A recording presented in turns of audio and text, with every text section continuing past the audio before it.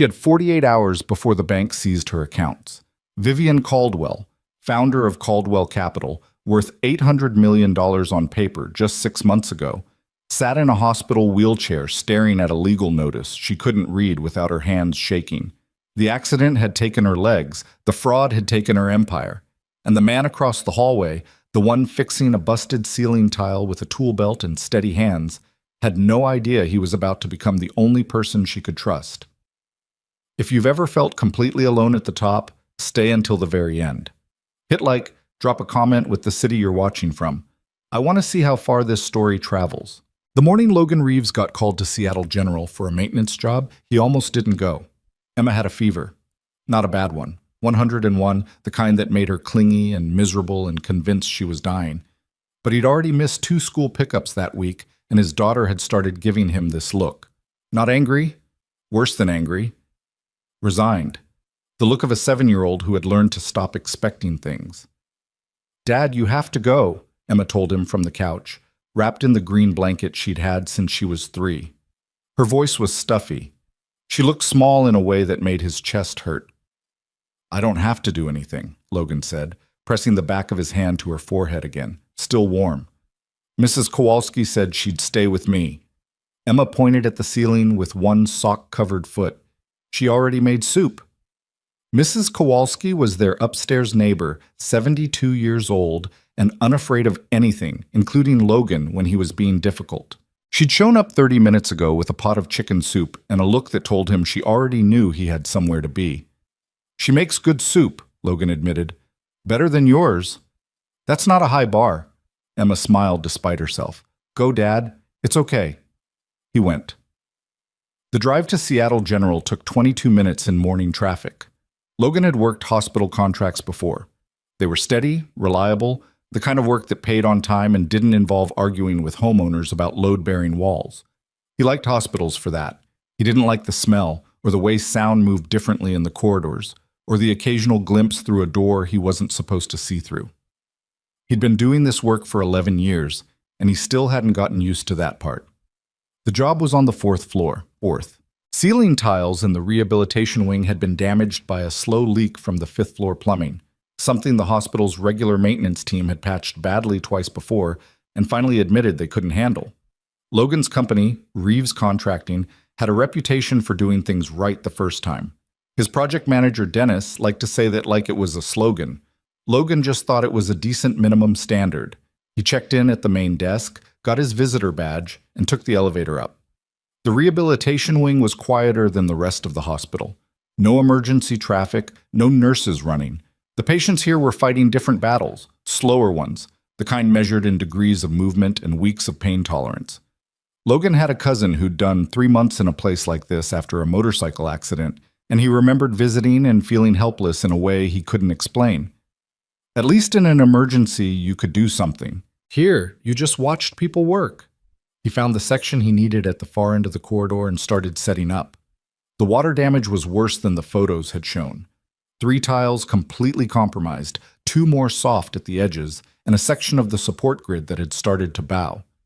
He'd need to replace the grid, not just the tiles. He pulled out his measuring tape and started taking notes. That's when he heard it. Not crying exactly, something quieter, the sound of someone trying very hard not to make any sound at all. The room closest to him had its door open about 4 inches. He wasn't trying to look. He was measuring a 12-foot run of ceiling grid, and his eyes just moved in that direction, the way eyes do when something interrupts the routine. Through the gap, he could see a wheelchair positioned near the window, and in the wheelchair a woman sitting very straight, holding a piece of paper in both hands. Her hands were shaking. She was staring out at the gray Seattle sky like it owed her something. Logan looked back at his ceiling. He made a note about the support grid. He measured the 2nd run. Her hands were still shaking when he looked up again 2 minutes later. He told himself it was none of his business. He'd been telling himself things like that for 11 years, and he was reasonably good at it. But there was something about the way she was sitting, perfectly composed from the neck up, posture like she'd been trained for it, and then those hands giving her away, that stuck with him in the way things sometimes did when he wasn't paying attention. He kept working. 20 minutes later, a nurse came out of the room looking flustered, moving quickly toward the nurse's station. Then a man in a dark suit came out, walking the way certain people walked when they were trying not to look like they were leaving in a hurry. He had the sharp jaw and careful eyes of someone who billed by the hour. Logan watched him go. He went back to the ceiling. He didn't speak to her that day. He was back the next morning at 7:15, earlier than the shift technically required, because he wanted to get the new grid sections in before the physical therapy session started and the corridor got busy. He had the old tiles down and the damaged grid removed by 8:30.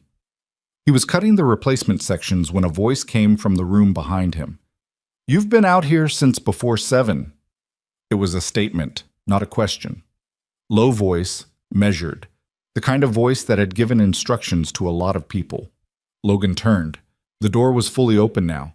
The woman in the wheelchair was watching him with the particular attention of someone who had spent recent months having nothing to do but observe. "Started at 7:15, he said. "Still early. Job needs to get done before the corridor gets busy." He turned back to his work. A pause. "The ceiling above my room leaks when it rains," she said. "Not a drip, more of a seep. The tile gets dark in the corner." Logan looked up at the ceiling. He couldn't see the relevant tile from here. "How long?" 3 weeks, maybe 4. "I'll add it to the assessment." He went back to cutting. Another pause, longer this time. He'd half decided the conversation was over when she spoke again. "The man who left yesterday, in the suit." Her voice was careful, deliberate, like she was testing each word before she used it. "Did you see him leave?" Logan set down the cutter. He turned around fully this time. "I saw him." She was watching him with an expression he couldn't quite read. Not embarrassed, not defensive, something closer to the look of a person who had stopped having the energy to perform composure. "He was my financial attorney," she said. "He came to tell me that my CFO has been routing company funds through a subsidiary I didn't know existed for roughly 18 months. A short pause.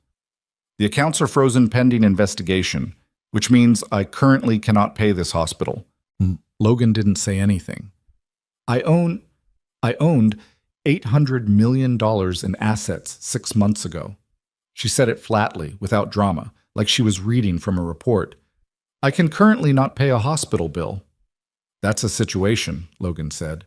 Something flickered across her face. Not quite a smile. "Yes," she said. "It is."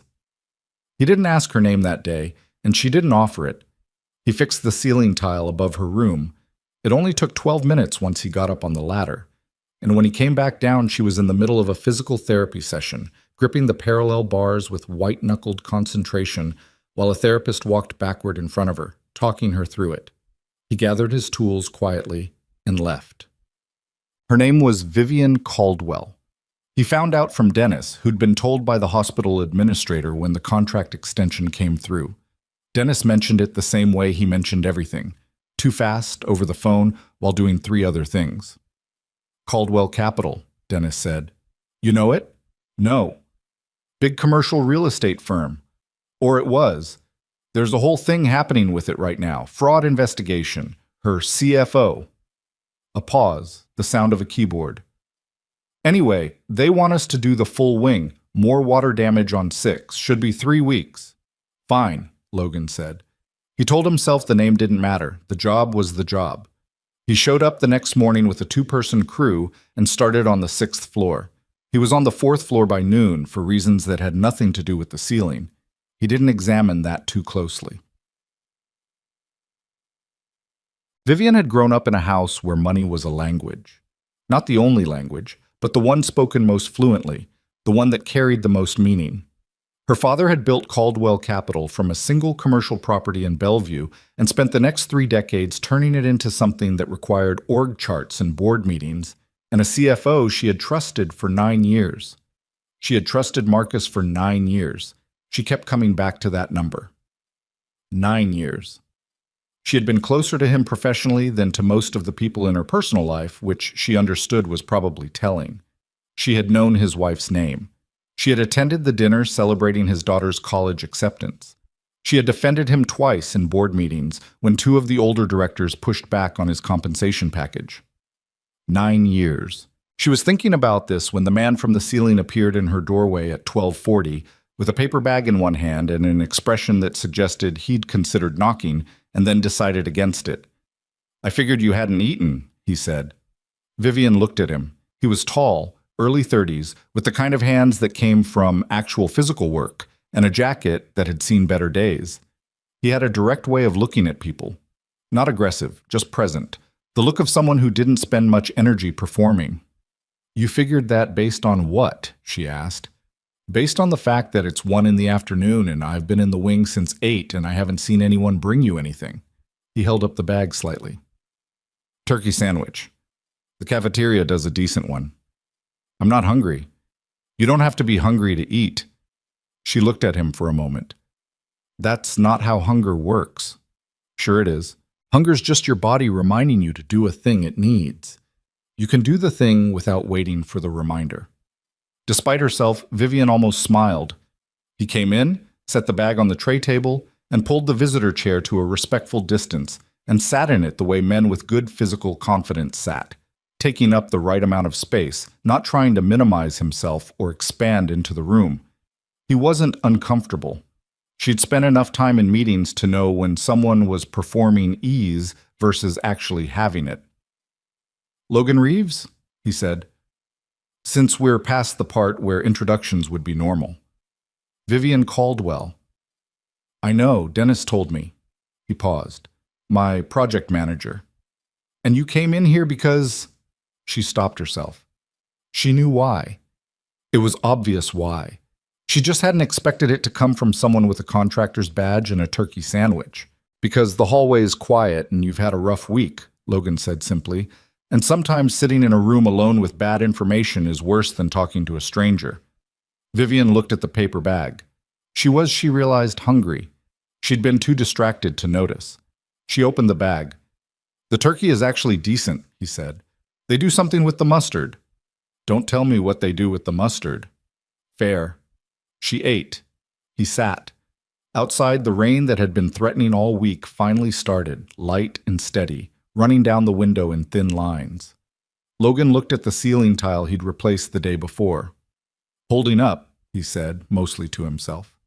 "Yes," Vivian said. "Thank you for that." "That's the job." People with jobs don't usually bring patients sandwiches. People with decent intentions sometimes do. He glanced at her. "It's not complicated."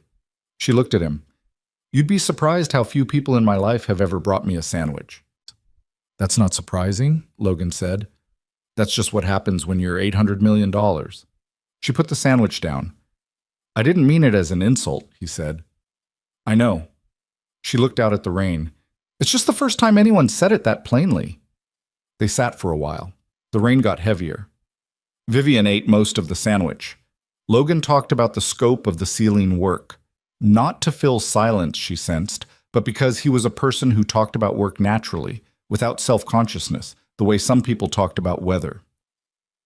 "What about you?" she asked at one point. "Family?" "Daughter," he said. "Emma, 7 years old." He said it the way some men said it. No prelude, no hesitation, straight to the fact that mattered most. "Her mother?" A brief pause. Not painful exactly, more like stepping around something that had been there a long time. "She left when Emma was 2. It's been the 2 of us since." "That's a lot," Vivian said. "It's fine. Emma's the best person I know." The simplicity of it caught her somewhere she hadn't expected. She had known a lot of men who spoke about their children with the particular weight of performing fatherhood, the right phrases in the right rooms, the school names dropped at the right moments. This was different. He said it like he was reporting a fact about the weather. "You're lucky," Vivian said. "I know," Logan said. "I know I am." Shots. Over the next 3 weeks, something that had no clear name accumulated between them. It wasn't romantic at first. It was something simpler and maybe harder to find. The particular ease of 2 people who had each been carrying something heavy and found, for whatever reason, that they could set it down in the same room. Logan would stop by during his lunch break. Sometimes he brought food. Sometimes he didn't. Vivian started watching for his tool belt through the window in her door without quite admitting that she was doing it. The physical therapy was brutal. She didn't tell him much about it at first. She had a deeply ingrained habit of not discussing difficulty. But he picked it up anyway from the way she sat in the afternoons, the particular quietness that followed the hard sessions. He didn't push. He just showed up and talked about whatever. Emma's latest school project, a problematic client who kept changing his mind about load-bearing walls, the minor drama of his work crew, and gave her somewhere to rest her attention that wasn't her own recovery. She started talking about the fraud case. Carefully at first, then less so. Marcus Chen had been her CFO since the company's third year. Smart, cautious, well-connected in the commercial real estate community. She had promoted him twice. She had given him equity stake. She had backed him in board meetings. He had been routing company funds through a shell subsidiary registered in Delaware for 18 months, disguised as vendor payments for a property management firm that turned out to be his brother-in-law's registered company. $2.3 million, which on its own would have been recoverable. The problem was that the fraud investigation had triggered a regulatory review, which had frozen the primary accounts, which had caused 3 major investors to trigger their exit clauses, which had collapsed the operating capital, which had... It cascaded, Vivian said one afternoon, her hands flat on the tray table in front of her. One thing pulling the next thing. By the time I understood what was happening, it was already past the point where I could stop it. Logan was in the visitor chair. He'd brought coffee this time. Hospital coffee. Bad, but she'd stopped caring. The board called for a leadership review, Vivian said, which is their polite way of suggesting I step down while the investigation continues. Are you going to? I don't know. She looked at her hands. The company I built is being investigated for something someone else did. The logical response is to fight for it. But... She stopped. But what? She was quiet for a moment. The accident was 3 months before the fraud was discovered. I was in surgery for 6 hours. I spent 2 months not fully understanding where I was or who was in the room with me. And the company kept running. Marcus kept running it. She looked at Logan. And he was stealing from it, and nobody noticed, and You were in surgery for 6 hours, Logan said quietly, and then you were recovering. I should have... You were in surgery, he said again. Whatever you think you should have seen, you were in surgery.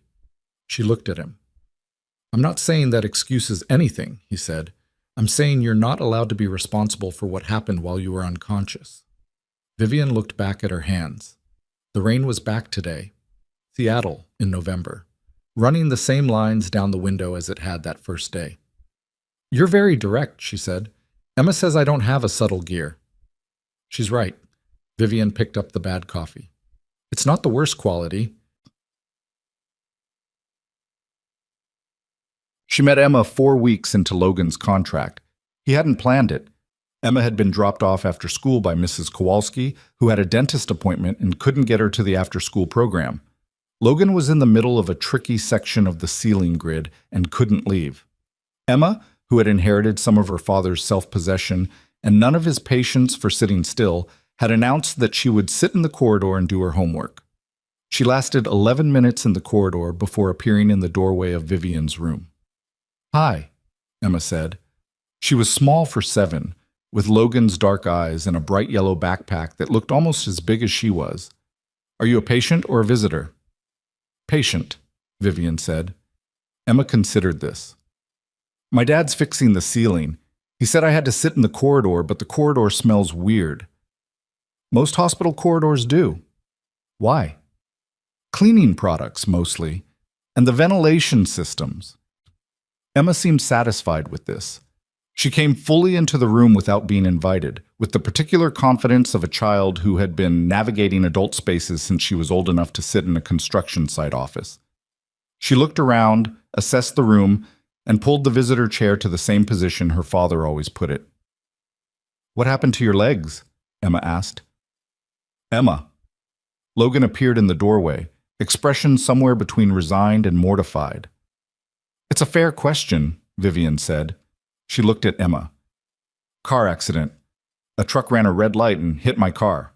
Emma nodded seriously. Does it hurt? Sometimes. Less than it did. My dad hurt his back once, Emma said, as if offering this as a gesture of solidarity. He didn't complain, but I could tell. He made this face.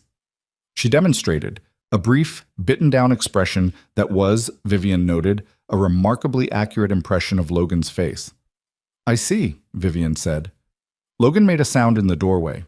Emma had set her backpack down and unzipped it with the efficient movements of a child who knew exactly where everything was. "I'm doing multiplication," she said. 6 times tables. I know them, but Miss Prater says we have to do the worksheet anyway." 6 times tables, Vivian said. "Tell me one." Emma looked up, surprised. 6 times 7. 42. 6 times 9. 54. Emma's eyes narrowed. 6 times 12. 72. Emma glanced at her father.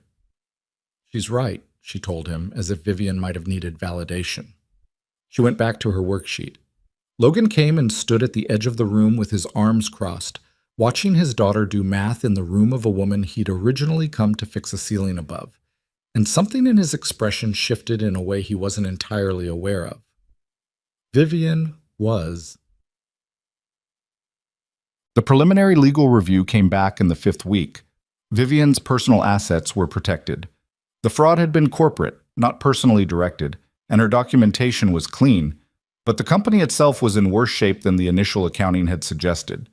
The investor withdrawals had left a funding gap that the frozen accounts couldn't cover. The rehabilitation treatment she needed, a specialized program in Portland that combined emerging neural therapy with intensive physical rehab, cost $460,000 and wasn't covered by her current insurance at the required level. She told Logan on a Thursday afternoon while the rain came down hard against the window. $460, Logan said.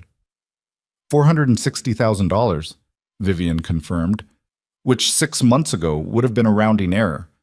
She said it without self-pity. She'd moved past self-pity somewhere around week 3. Now it might as well be $4 billion.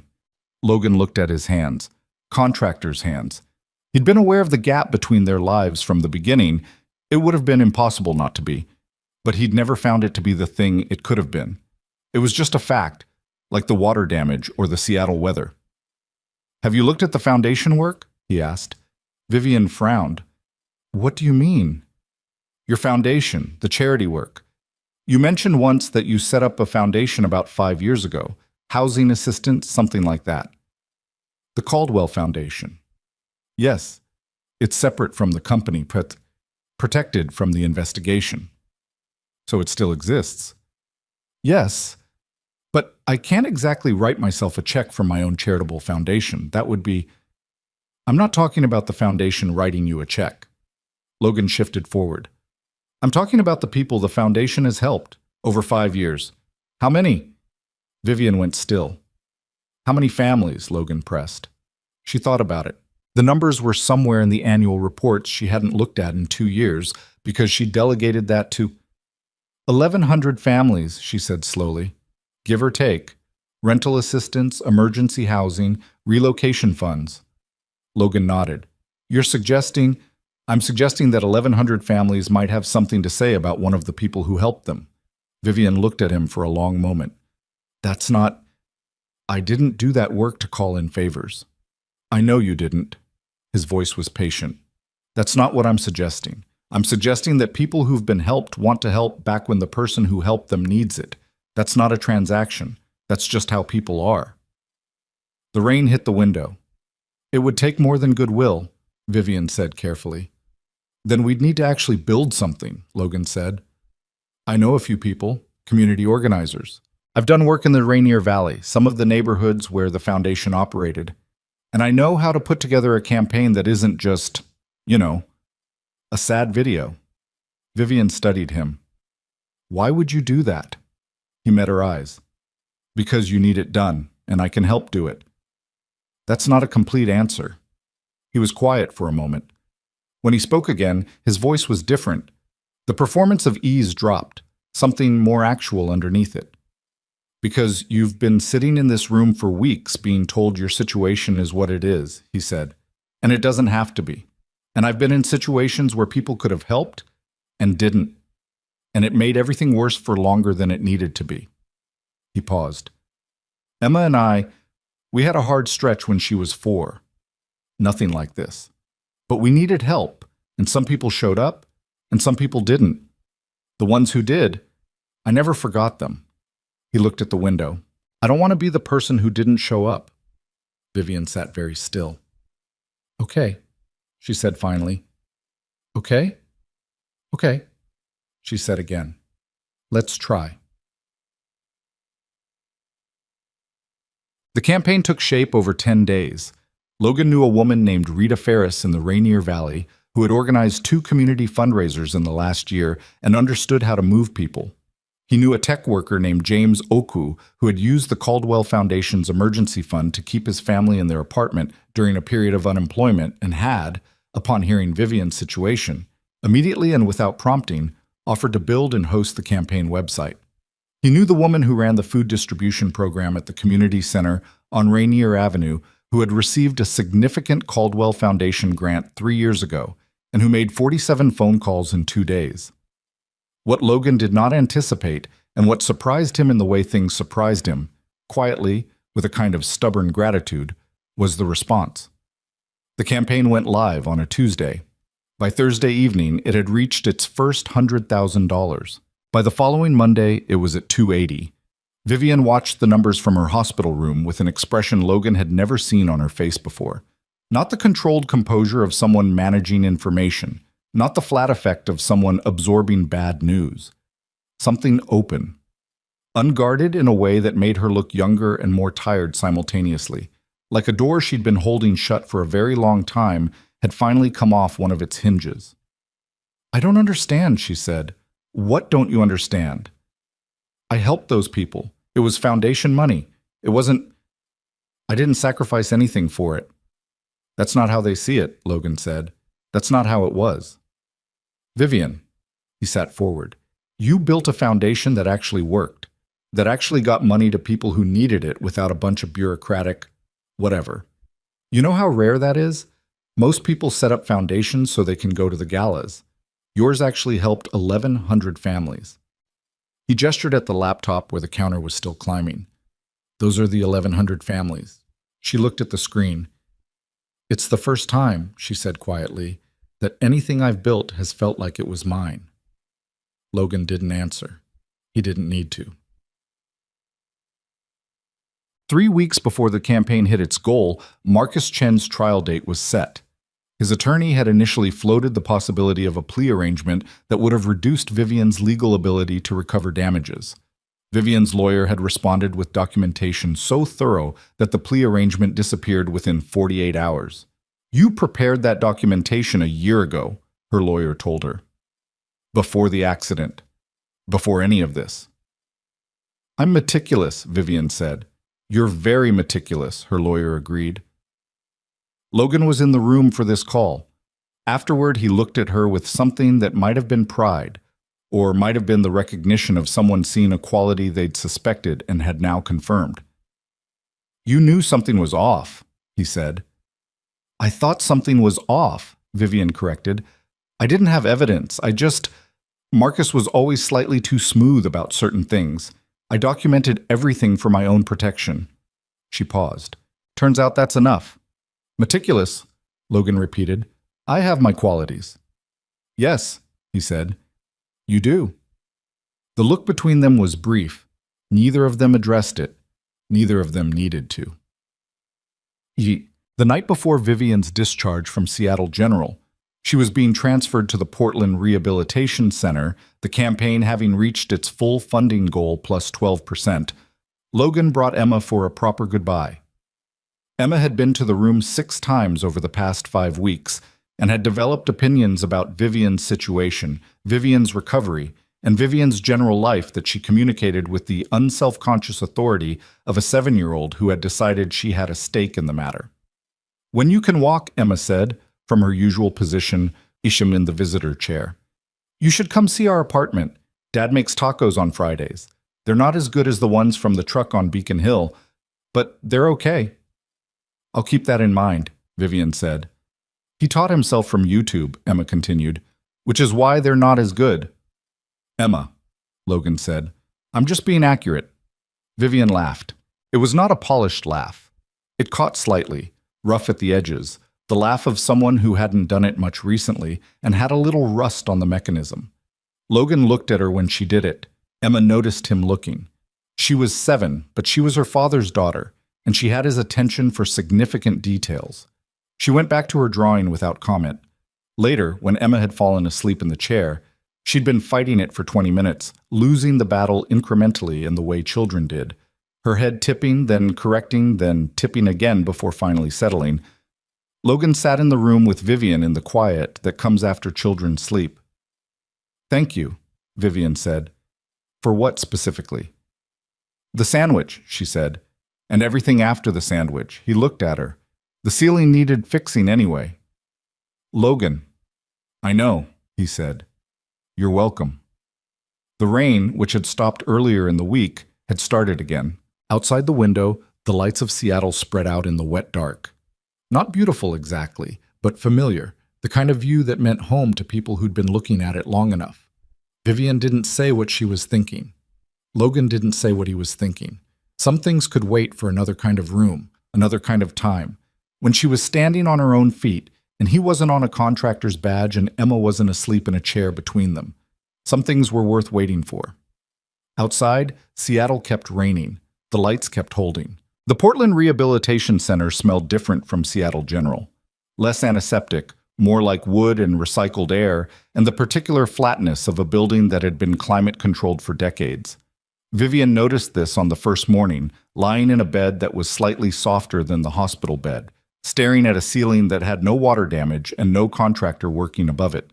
She noticed the absence more than she'd expected. The Cascadia Rehabilitation Institute occupied a converted Victorian-era building on the east side of Portland, 3 floors of it, with a newer annex attached at the back where the actual therapy equipment lived. Vivian had researched it thoroughly before agreeing to the campaign. She hadn't been willing to let people raise money for something she couldn't justify in detail. And the research had been convincing. The neural integration program was legitimate. The outcomes data was real. The lead therapist, a woman named Dr. Sandra Okafor, had published 4 peer-reviewed papers on spinal injury recovery and had a directness about prognosis that Vivian found more reassuring than any amount of optimistic vagueness. "Your injury pattern gives you a reasonable chance at significant mobility recovery," Dr. Okafor told her on the first day. "I want to be specific about what that means. Significant is not complete. We're talking about independent walking with assistance, possibly without. I can't promise more than that, and anyone who does is lying to you." "I appreciate that," Vivian said. "Most people don't, initially." Dr. Okafor looked at her over the edge of the tablet she was reviewing. "You might stop appreciating it by week 3. I've had a complicated few months. I'm past needing comfortable estimates."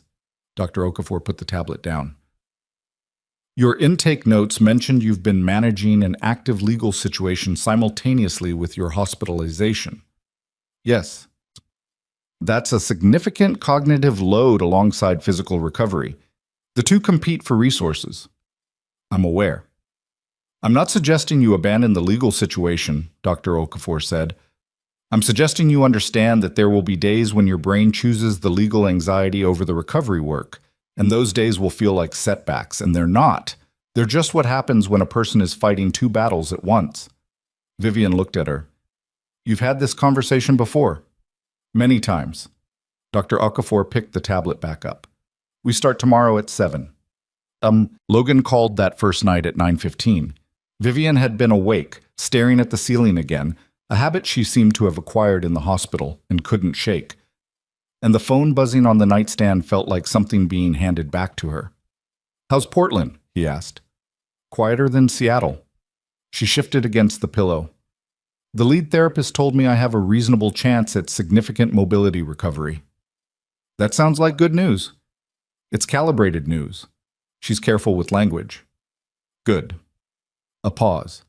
She could hear Emma in the background, the particular distant noise of a child doing something energetic. "Emma wanted me to ask if the food is better." "Tell Emma I haven't eaten yet." "She says the Portland Trader Joe's is better than the Seattle one." "I'll take her word for it." Vivian looked at the window. Portland had its own version of rain, less relentless than Seattle, more occasional, but heavier when it came. It was coming now. "How's the Rainier Valley project?" "Finishing up next week. There's a school in Beacon Hill that wants a quote for gymnasium renovation. I put in for it today." That sounds promising. Depends on whether the school board can actually get their budget approved, which is... He paused. Actually, I have no idea how school board budget approvals work. I do, Vivian said. They're slow and political, and someone always wants the gymnasium in a slightly different location than the original plan.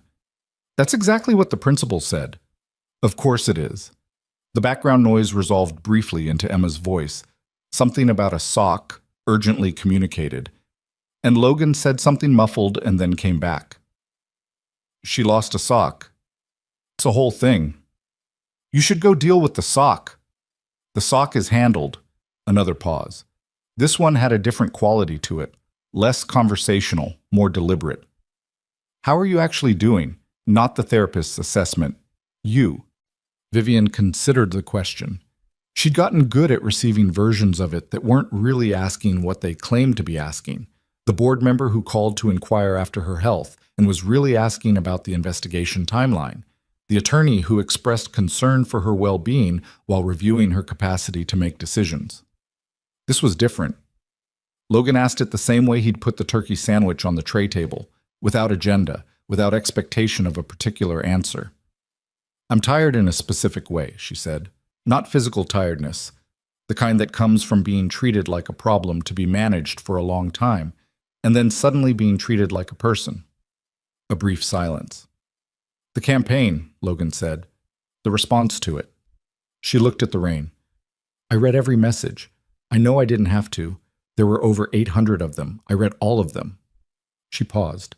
A woman in the Columbia City neighborhood wrote that the foundation's emergency fund paid for 2 months of rent after her husband lost his job, which gave them time to find new income without losing their apartment.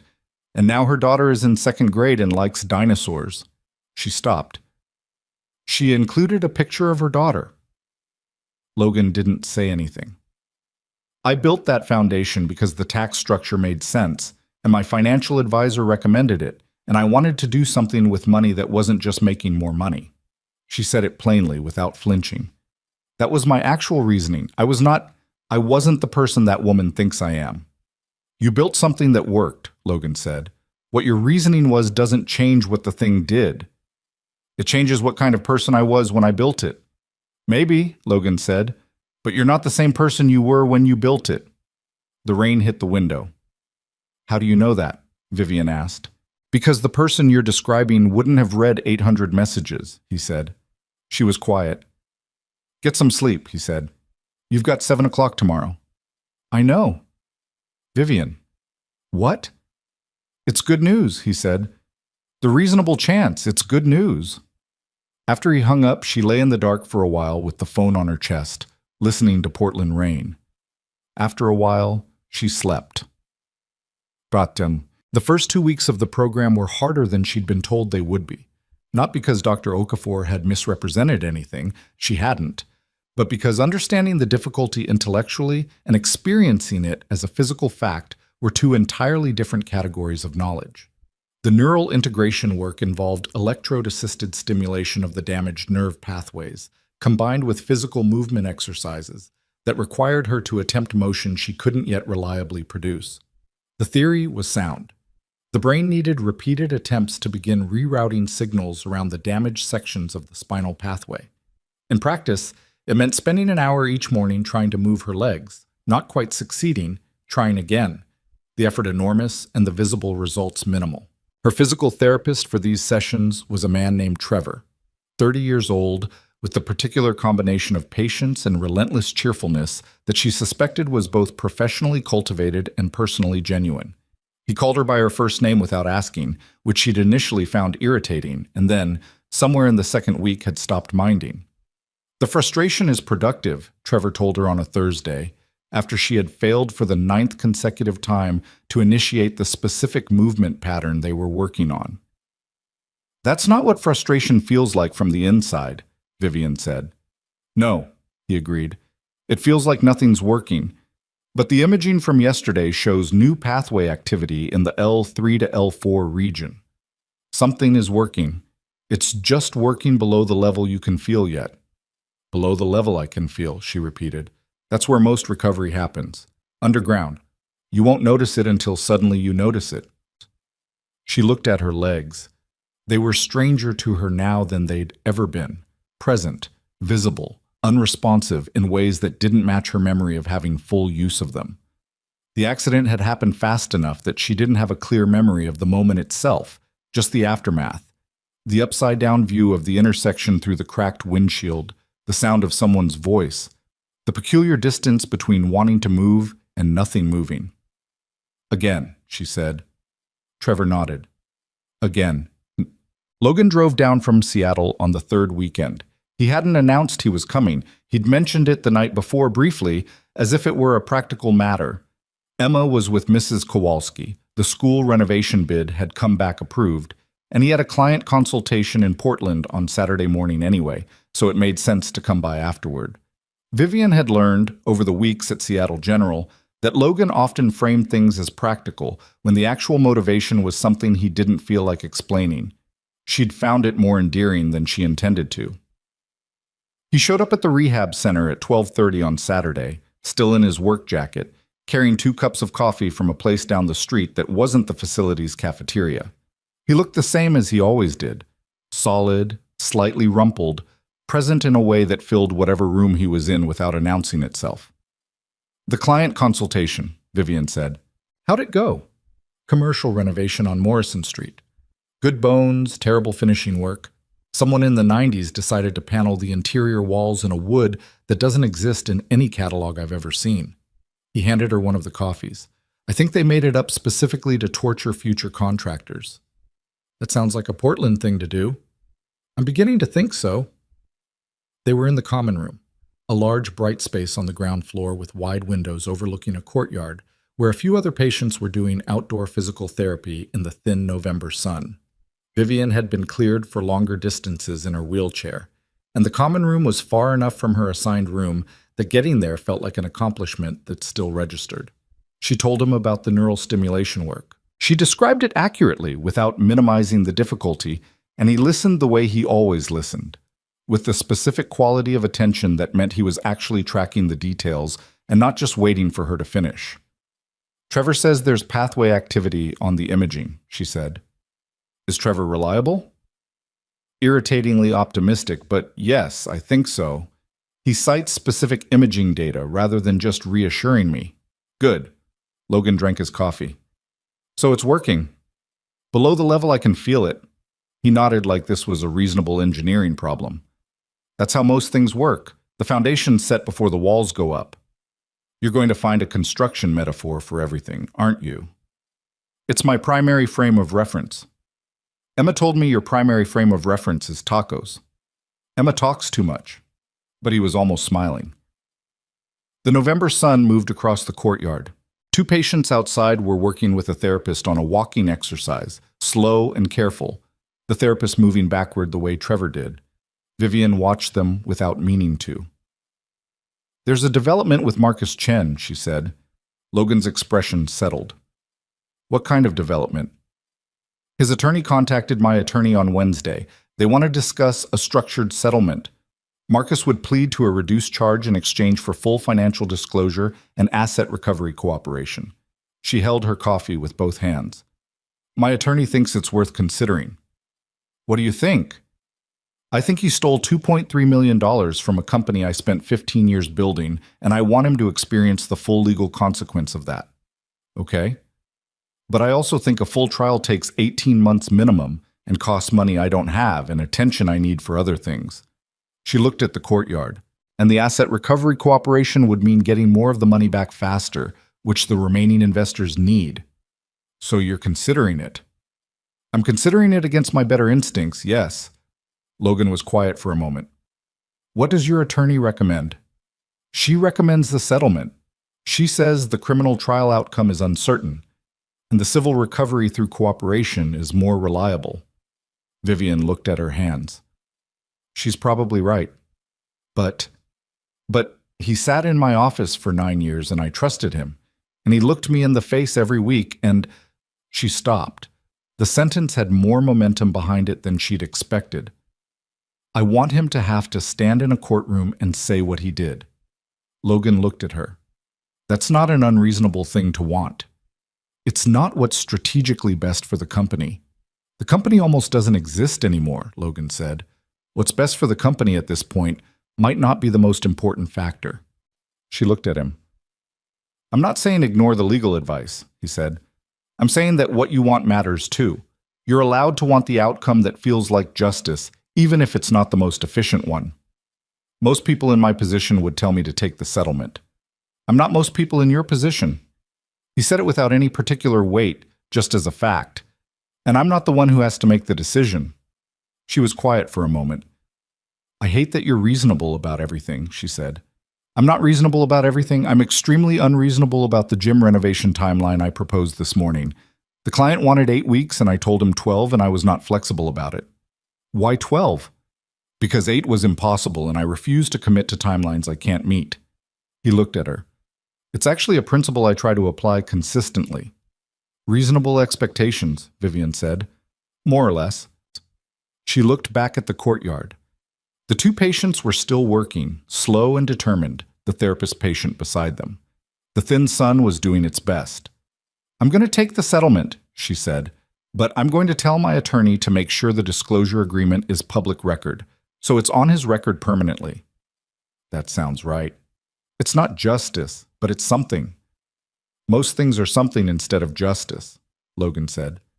Something is usually what you can actually get. The third week brought a change so small that Vivian almost missed it.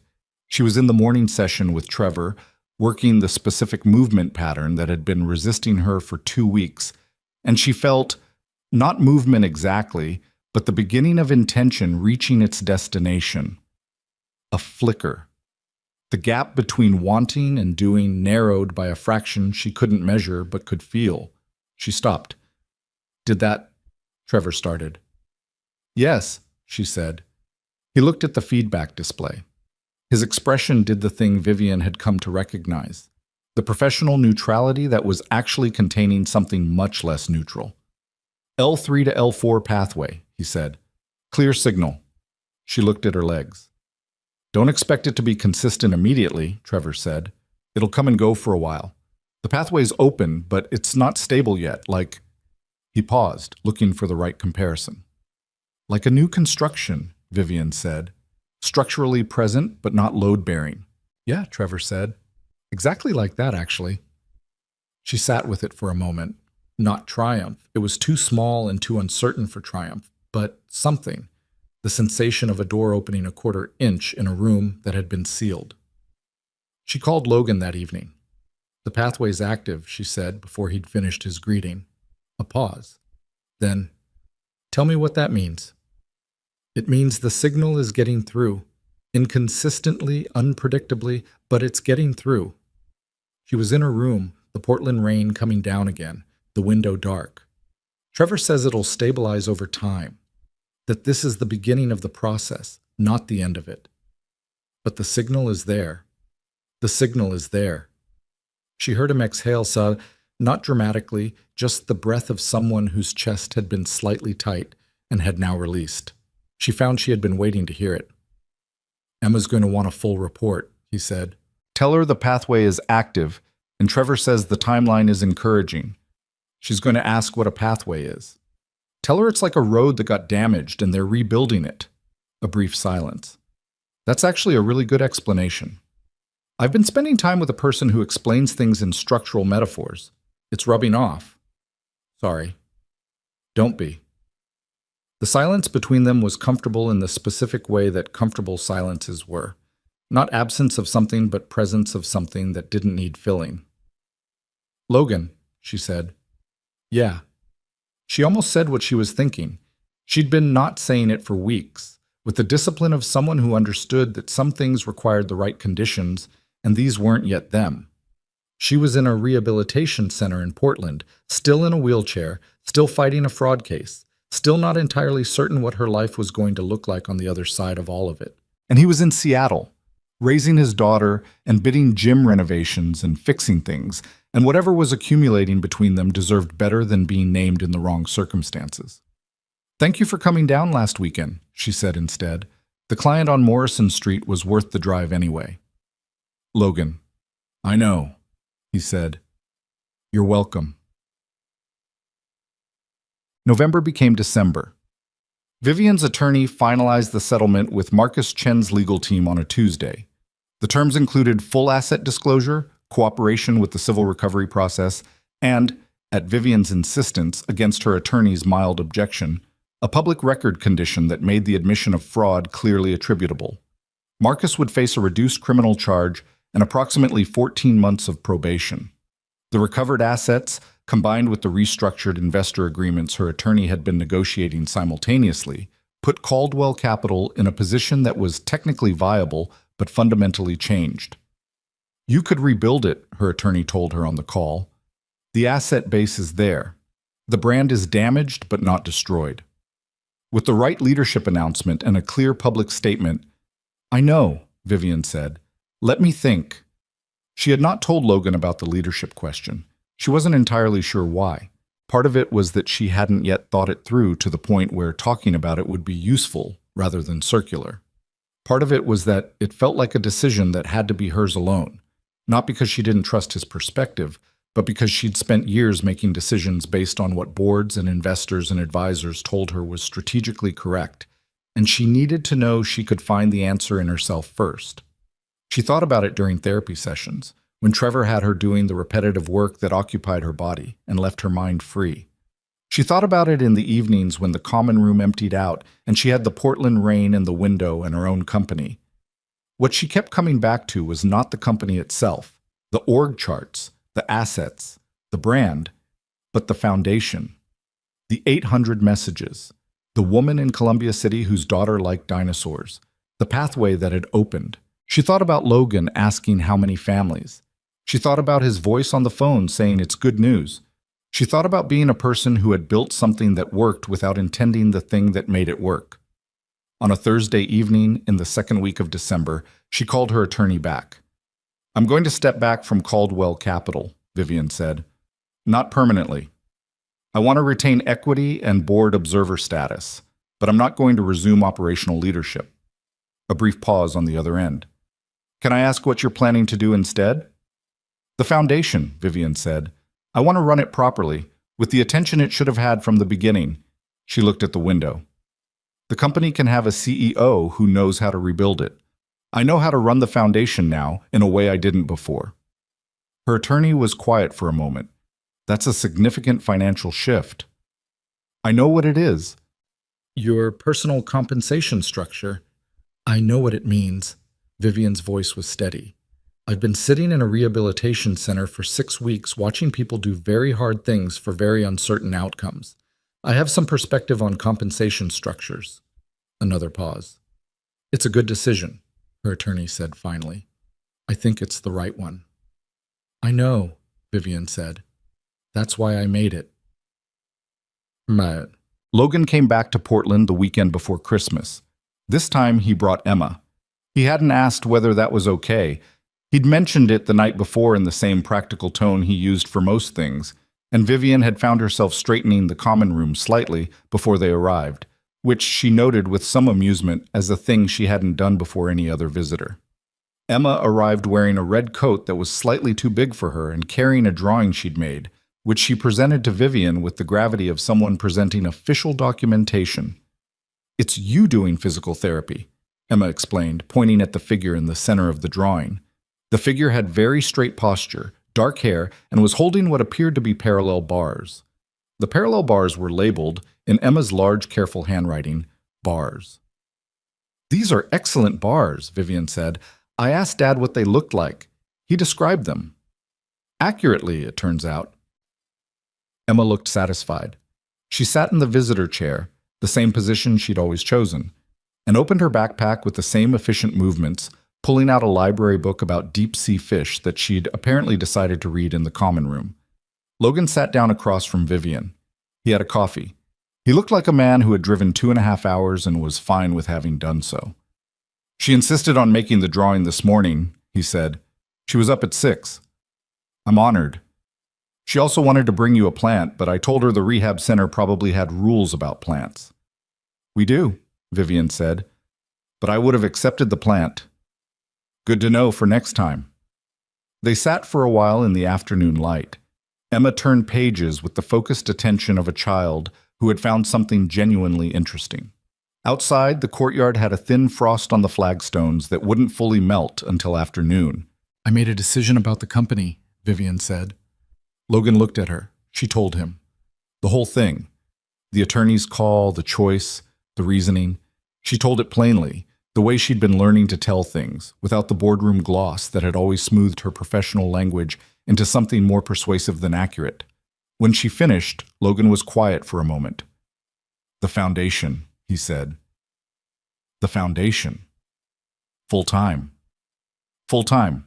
Properly resourced, with the operational attention I used to give to everything else." She looked at the table. "It's less money, significantly less money." "I figured."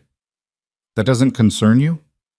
He looked at her with the specific expression of someone who had thought about a question before it was asked. "Should it?" "Some people." She stopped. She'd been about to say something more diplomatic than what she meant.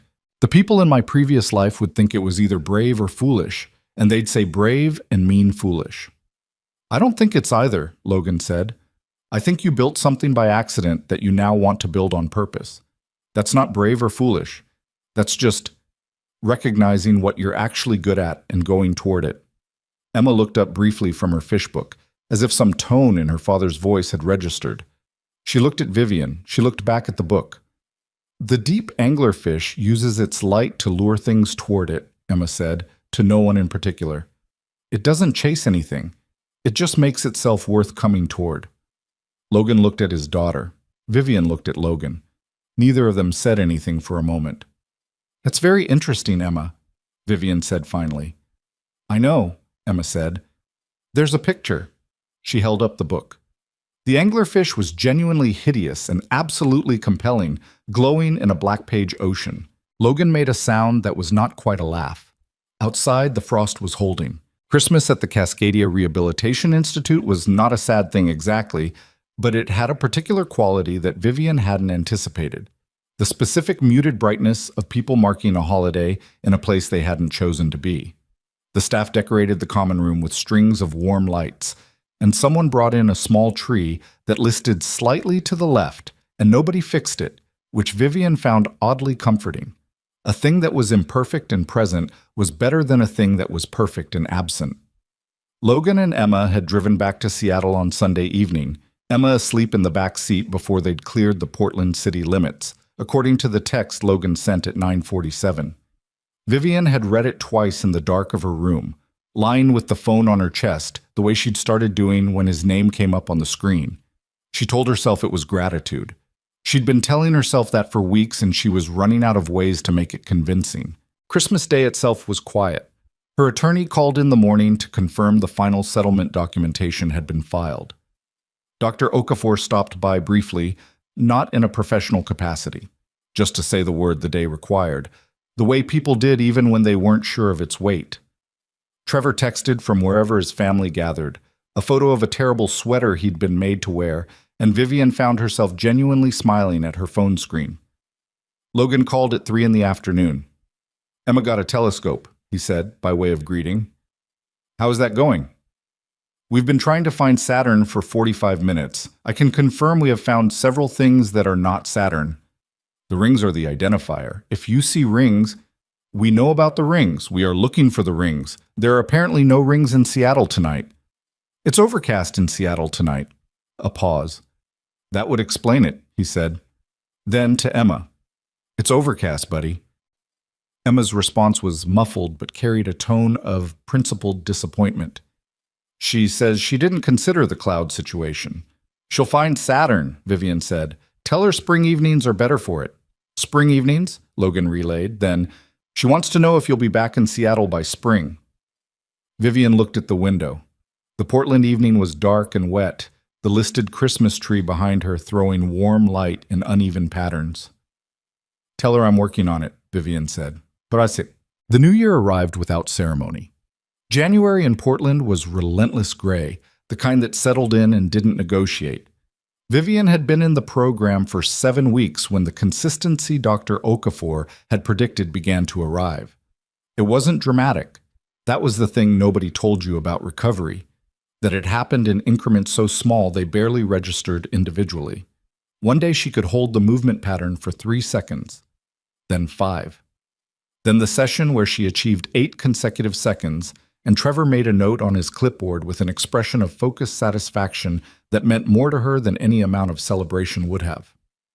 The pathway's stabilizing, Dr. Okafor told her at the weekly assessment in the second week of January.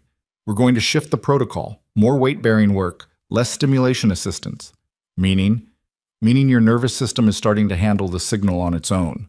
We take away some of the scaffolding and see how much it can carry. Dr. Okafor looked at her assessment data.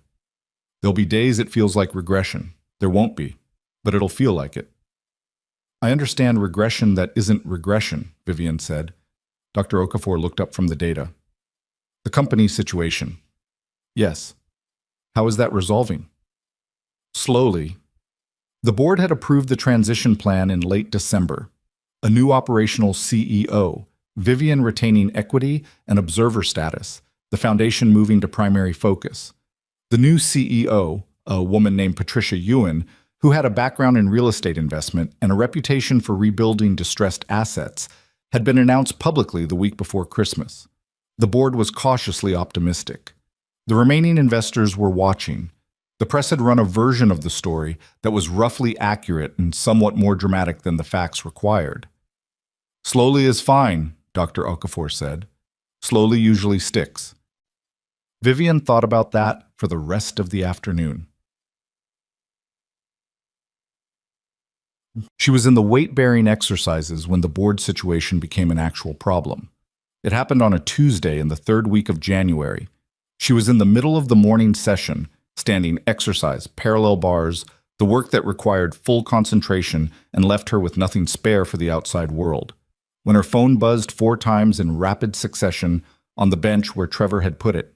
She ignored it for the session duration, which took 40 minutes, and then picked it up and found 4 missed calls from her attorney and 1 text that said, "Call me immediately, board issue."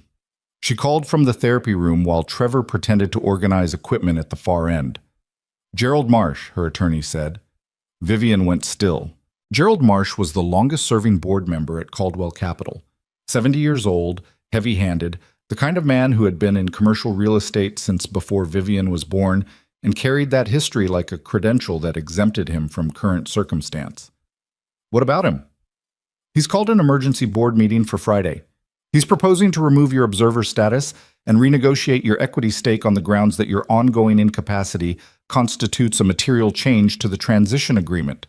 Vivian's jaw tightened. I'm in active recovery. My cognitive capacity is not in question. He's not arguing cognitive capacity. He's arguing continuity of engagement. The language in the original transition agreement has a clause about material changes to principal stakeholder status. He's using the physical recovery timeline as the trigger.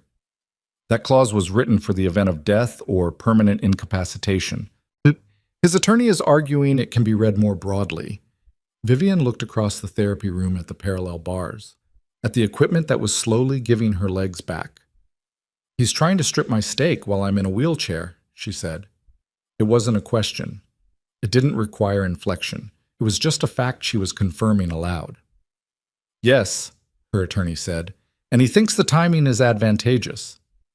I believe he's betting that your resources and attention are sufficiently divided by your recovery and the fraud case that you won't mount an effective opposition in a 4-day window. Gerald Marsh had been on the board for 11 years. He had opposed every initiative she had brought in her first 3 years, and then, once her track record made opposition expensive, had repositioned himself as a cautious supporter. He had the kind of institutional memory that he used not to inform good decisions, but to justify existing ones. She had always found him manageable. Manageable in 4 days were a different calculation. What do we have? She said. You hold 22% equity. You need 31% to block the resolution. You're 9% short. Her attorney paused. Patricia Ewan has 6% of founder equity from her package. She hasn't indicated a position. Patricia won't move against me, Vivian said. She got the role because I backed her appointment. That doesn't guarantee her vote under board pressure. No, Vivian agreed. It doesn't. She thought for a moment. What about Hargrove? David Hargrove has been non-committal. He's been on the board 2 years, and he reads the room carefully. He reads the room carefully because he doesn't have convictions, which means he'll respond to a clear argument. Vivian's voice had taken on the particular tone it got when she was in operational mode. Not cold exactly, but stripped of everything that wasn't useful. I need 30 minutes with each of them before Friday. Not a formal call. Personal contact. You're in the middle of a recovery program. Trevor can adjust the schedule for 2 days. Dr. Okafor will understand. She looked at the parallel bars again. Gerald Marsh has been on that board for 11 years, and he has never once been the person who built anything. He's been the person who protected what other people built. He is not taking what I built because his attorney found a broad reading of a clause. A brief silence. I'll start pulling the contact details, her attorney said. She told Logan that night. Not because she needed him to solve it. She had a plan, and the plan was sound. But because she'd developed the habit of telling him things, and the habit had become something she didn't want to examine too closely by interrupting it. He listened to the full situation without interrupting, which was one of his qualities she had come to rely on. Most people, when given a complicated problem, started generating responses before the problem was fully described. Logan waited. Marsh is 70, he said when she finished. This is probably the last window he thinks he has to pull something like this. That's what I think too. And Patricia Ewan. I'll talk to Patricia tomorrow. She's pragmatic. She took the CEO role because it was good for her career, not because she has loyalty to the old guard. Gerald Marsh being on the board is a liability to her long term, and she's smart enough to see it. So the vote is manageable. Probably. Vivian looked at the ceiling. The part that I can't fully manage is the public narrative if the vote goes badly. Even a failed resolution gets coverage.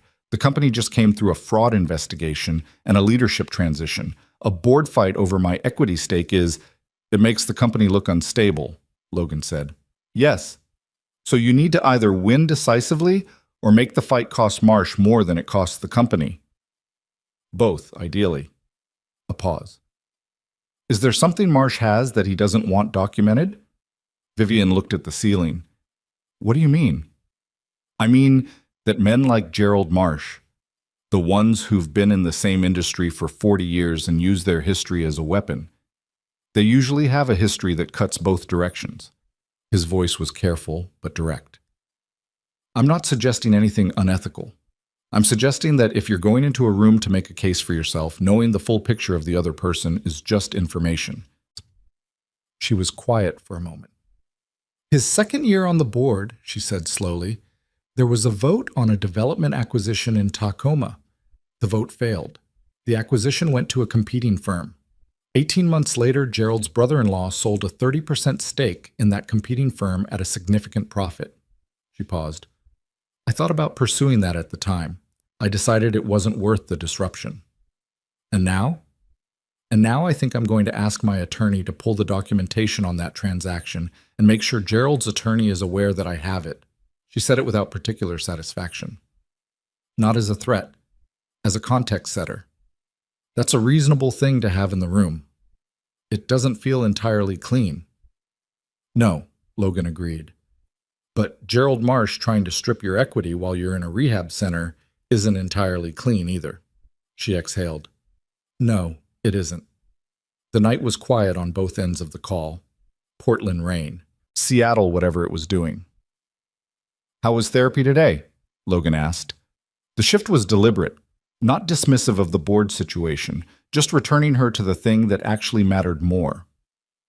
Better, she said. Weight-bearing work. Trevor's pleased, which he expresses by making very small notes on his clipboard with a very specific expression. What expression? Like a man who has confirmed what he expected and is satisfied but doesn't want to oversell it. I know that expression, Logan said. I make that expression. I know you do. A brief, comfortable pause. Emma asked me today if Vivian is your girlfriend, Logan said. The pause on Vivian's end was exactly half a second longer than a normal pause. What did you tell her? Vivian asked. I told her that was a complicated question. What did she say? She said that's what grown-ups say when the answer is yes, but they don't want to say it yet. Vivian looked at the ceiling for a long moment. Emma is very perceptive, she said. She really is, Logan said. It's inconvenient sometimes. What did you say after that? I said she should focus on her homework. Did she? For about 4 minutes. Then she asked if you liked tacos. Vivian laughed, the slightly rough laugh that she'd stopped being embarrassed about. Tell her yes, I like tacos.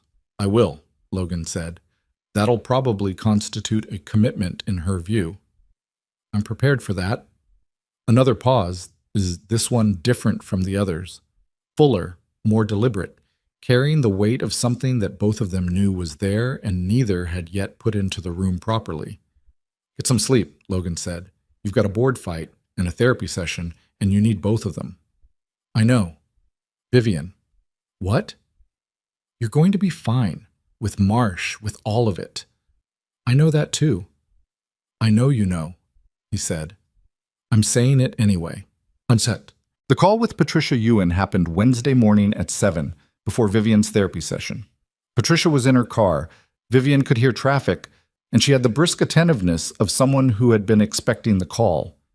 Gerald moved faster than I thought he would, Patricia said. You knew this was coming. I suspected something was coming. Gerald's been making noises about the transition terms since the announcement. He thinks the equity structure gives you too much leverage over long-term strategic decisions. A brief pause. The sound of a turn signal. Lane change. He's not wrong about the leverage. He is wrong about what to do with it. Meaning? Meaning the solution to too much principal stakeholder influence isn't to strip the stakeholder in a hostile action while she's in physical recovery. The solution is a good working relationship with the stakeholder. Patricia's voice was flat and practical. Gerald's never understood that. He thinks governance is about control. It's about alignment. So you'll vote against the resolution. I'll vote against the resolution, and I'll make 2 calls today to board members I know personally, which should get you past the threshold you need. A pause. I want one thing in return. Name it. When you're running the foundation full-time and you're ready to talk about partnership opportunities, the kind where a company with a real estate portfolio works with a housing assistance foundation on something that benefits both, I want to be the first call. Vivian sat with that for a moment. It was a reasonable ask. More than reasonable. It was the kind of alignment Patricia had just described. You'll be the first call, Vivian said. Good. Traffic sounds. I'll have the votes by tomorrow. Gerald's going to try something in the meeting anyway. He'll make a speech, probably. He always does. Let him make the speech. You sure? You'll have the votes to shut it down procedurally. Let him make the speech, Vivian said again. I want it on the record. Patricia was quiet for a moment. Okay, she said. Then, for what it's worth, the way you handled the fraud situation, the documentation, the public record on the settlement, that was smart. A lot of people in your position would have taken the quiet arrangement. A lot of people in my position weren't the ones he stole from. No, Patricia said. They weren't. The board meeting was Friday at 2 o'clock, conducted remotely.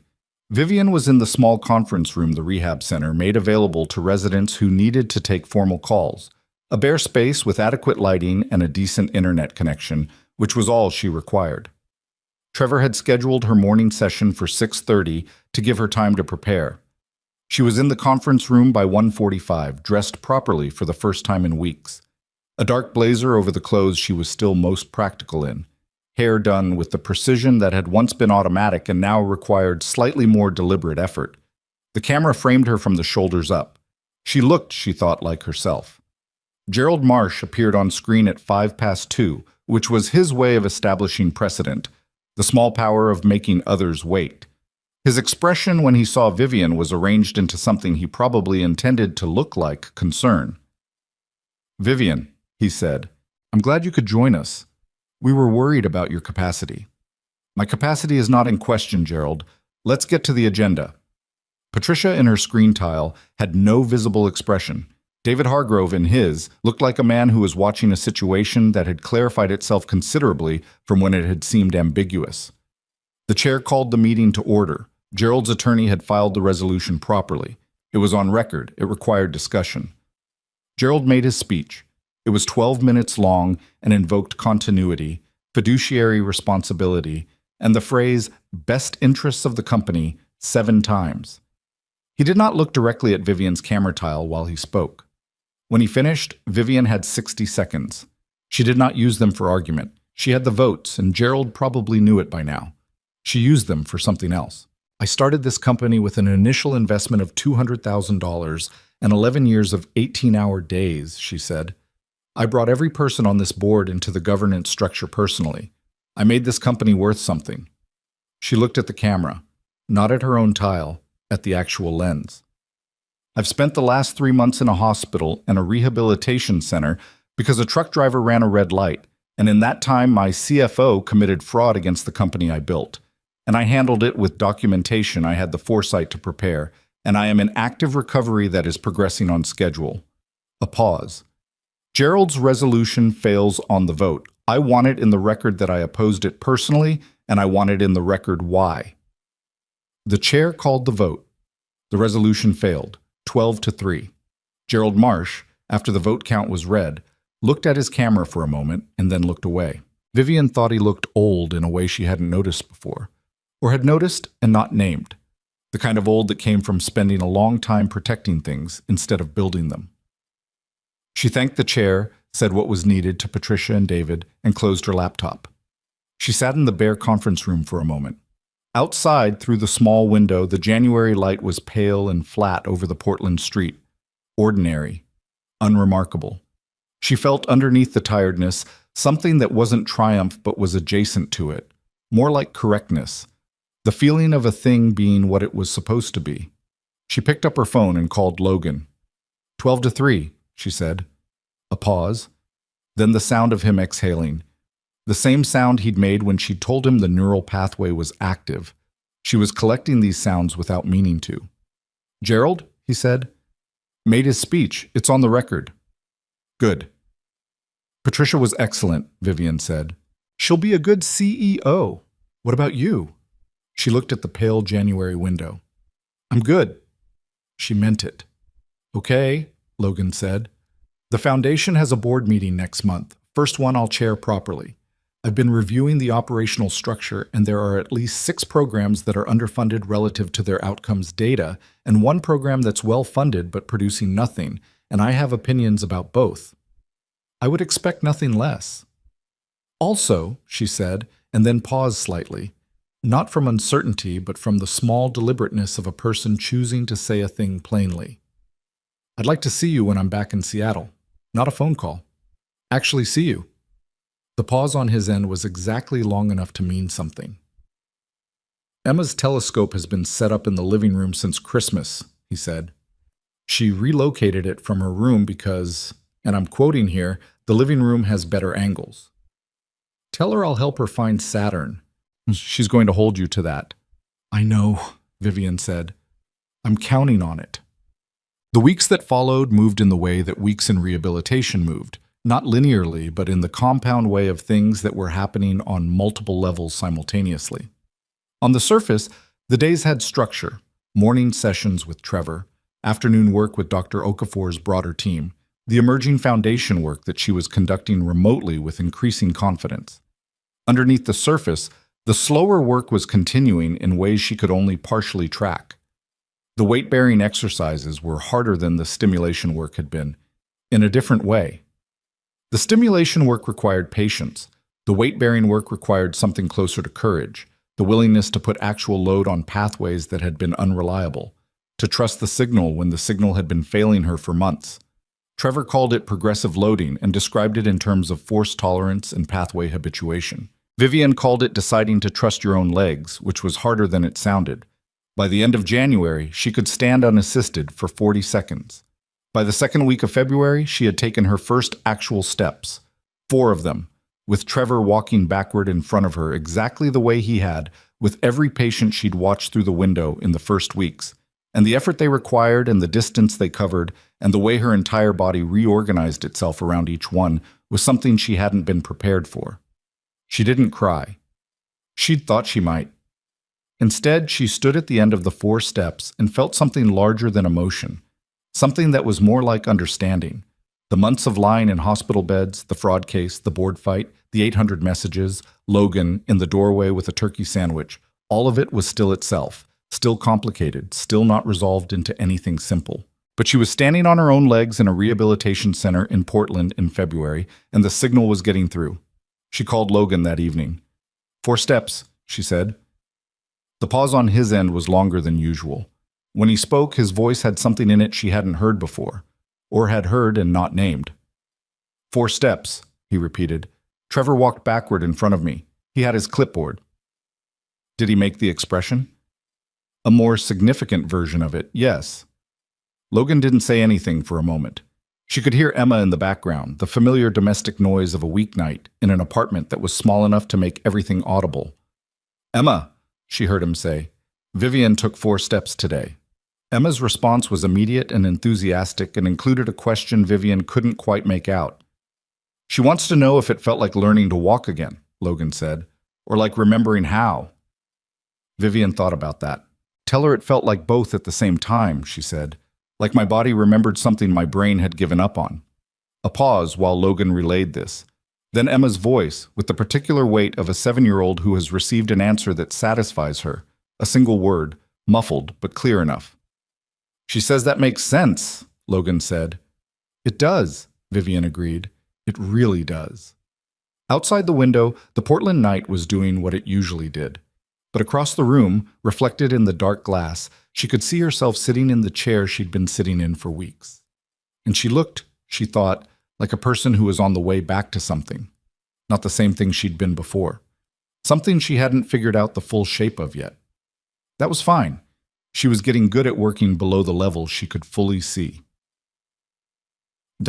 Valentine's Day was on a Thursday that year, which meant Logan had Emma, and they celebrated it the way they apparently celebrated most things. With tacos and a movie Emma had chosen, which Logan described on the phone as a film about a dog who travels a very long distance. How was the dog movie? Vivian asked. Emma cried. I didn't. You absolutely cried. A pause. There was a moment near the end that was affecting. How affecting? I needed a minute. Vivian looked at the ceiling of her room, smiling. I'm not going to tell anyone. Emma already told Mrs. Kowalski. Then it's public record. Apparently. His voice had the wry quality it got when Emma had rendered him defenseless, and he'd decided the only option was acceptance. How was your Thursday? Foundation work in the morning. 2 calls with the program directors I'm evaluating, then therapy. Then I ate in the common room for the first time in a week, because one of the other patients, a man named Howard, who is 74 and had a skiing accident, has been conducting a persistent campaign to get me to eat dinner socially. Did Howard succeed? Howard made a strong case. He's been in advertising. Of course he has. He also, Vivian said, told me that the reason I seemed like a different person than when I arrived was because I'd stopped performing being fine and started actually working on it. She paused. I wasn't sure whether to be insulted or grateful. What did you decide? Grateful, she said, grudgingly. Logan was quiet for a moment. He's right, you know. You do seem different than when you arrived. You're not here. You can't see me. I can hear you, he said. That's enough. The night was quiet. Portland rain had taken the evening off for once.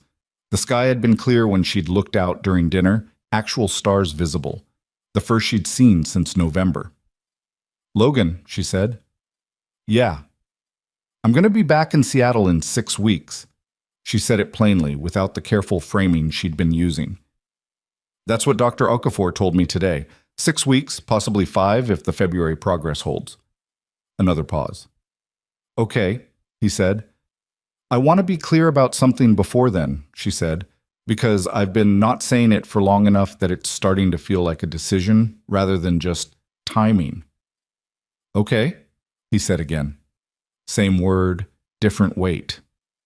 Emma told you the answer was yes, but you weren't ready to say it yet, Vivian said. She was right, and I think we both know that. And I'd rather we know it out loud than keep managing it like a board resolution we're not quite ready to call. The silence on his end lasted 4 full seconds. You called a board resolution to mind as a romantic declaration, Logan said. I'm not a poet. No, he said. But you're... He stopped. Started differently. I've been driving to Portland and calling every night and thinking about whether to say something since approximately the second week of November. I know, Vivian said. I wasn't sure you were ready. I wasn't sure either, she said. I'm sure now. The clear night held. Somewhere in Portland, Howard from advertising was probably eating a good dinner in the common room, satisfied with his campaign results. Somewhere in Seattle, Emma was probably explaining the dog movie's emotional structure to anyone who would listen. Logan was quiet on the phone in a way that was full rather than empty. Spring evenings are better for finding Saturn, he said finally. So I've heard. When you're back, he said, we'll find it. We'll find it, Vivian said. The line stayed open a little longer than it needed to. Neither of them ended at first. 6 weeks turned out to be 5.5. Dr. Okafor signed the discharge documentation on a Wednesday morning in mid-March, with the particular efficiency of someone who had seen enough recoveries to know when a patient had extracted what a program could give and needed the rest of what the world had to offer. Vivian's mobility at discharge was assessed as functional with assistive support, a forearm crutch on the right side for longer distances, unassisted walking for short stretches, a return to the wheelchair for anything that required sustained distance or unpredictable terrain. It was not the outcome she'd imagined when she first arrived. It was better than the outcome she'd let herself hope for during the hard weeks of January. Trevor shook her hand on the way out. You were a difficult patient, he said. I know. Productively difficult. He looked at her with the expression she'd cataloged over 5 months, the satisfied understatement. Most people quit pushing when they hit the minimum viable progress. You kept going past it. I had reasons to keep going. You did, he agreed. He held the door. Good luck with everything past this. The drive back to Seattle took 3 hours. Logan drove. Emma had wanted to come, but it was a school day, and Logan had drawn a firm line, which Emma had accepted with the particular graciousness of a child who knew she'd be seeing the person at dinner anyway. The first hour was mostly quiet, the comfortable kind, the kind that had developed between them over months of phone calls and weekend visits and all the incremental accumulation of two people learning each other's silences as well as their words. Logan drove with the focused ease of someone who spent a lot of time in work trucks, both hands on the wheel, the March landscape moving past the windows in the way Pacific Northwest March moved, gray and green and wet and intermittently, stubbornly bright. You're staring out the window like you're memorizing it, he said, somewhere past Olympia. I spent 5 months looking at a courtyard, Vivian said. I'm allowed to look at things that move. Fair. She watched the highway, a billboard for a property development she didn't recognize, a rest stop, the flat water of an inlet visible for 30 seconds before trees took it back. Did you tell Emma about us? She asked. Not anxiously. Just as a practical question, the kind of information she needed to have before the evening. I told her that you were someone who was important to me, Logan said. I didn't use specific terms. What did she say? She said, and I'm quoting accurately here, obviously. Vivian turned from the window. Logan's expression had the quality it got when Emma had done something he found simultaneously exasperating and irresistible. She's been ahead of both of us the entire time, Vivian said. She's been ahead of both of us since the second visit, Logan confirmed. I'm trying to decide if that's reassuring or humbling. Both, Vivian said. Probably both. He glanced at her sideways, a brief, particular look that she'd learned to recognize over the winter as the one he used when he had something to say that he was deciding how to say. She waited. I want to be honest with you about something, he said. Okay. I've been thinking about what this looks like, practically. He kept his eyes on the road. I'm a contractor. I have a 7-year-old and a 2-bedroom apartment in Beacon Hill and a work truck that needs new rear brakes. And you are... He paused. Even with everything that's happened, you're not in the same category as those things. Logan, I'm not saying it's a problem, he said. I'm saying I've thought about it and I want to say it out loud. Because one of the things I've learned about you is that you respect plain language more than you respect people managing around a thing. She was quiet for a moment. The highway moved. The category thing, she said carefully. Is that coming from you or from what you think I think? He considered that. Honestly? Both. Okay. She shifted to face him more directly, as much as the seatbelt in the car would allow. The version of me that existed 18 months ago, the one who measured everything in asset class and portfolio diversification, she would have had categories. Yes, that's accurate. She looked at his hands on the wheel, contractor's hands. She'd thought about those hands more than she'd intended to over the winter. The version of me that exists now built her entire recovery on the fact that the person who showed up in a hospital corridor with a turkey sandwich was more valuable to her than anyone in her professional network. She paused. I don't have the same categories I used to have. The road went under the wheels.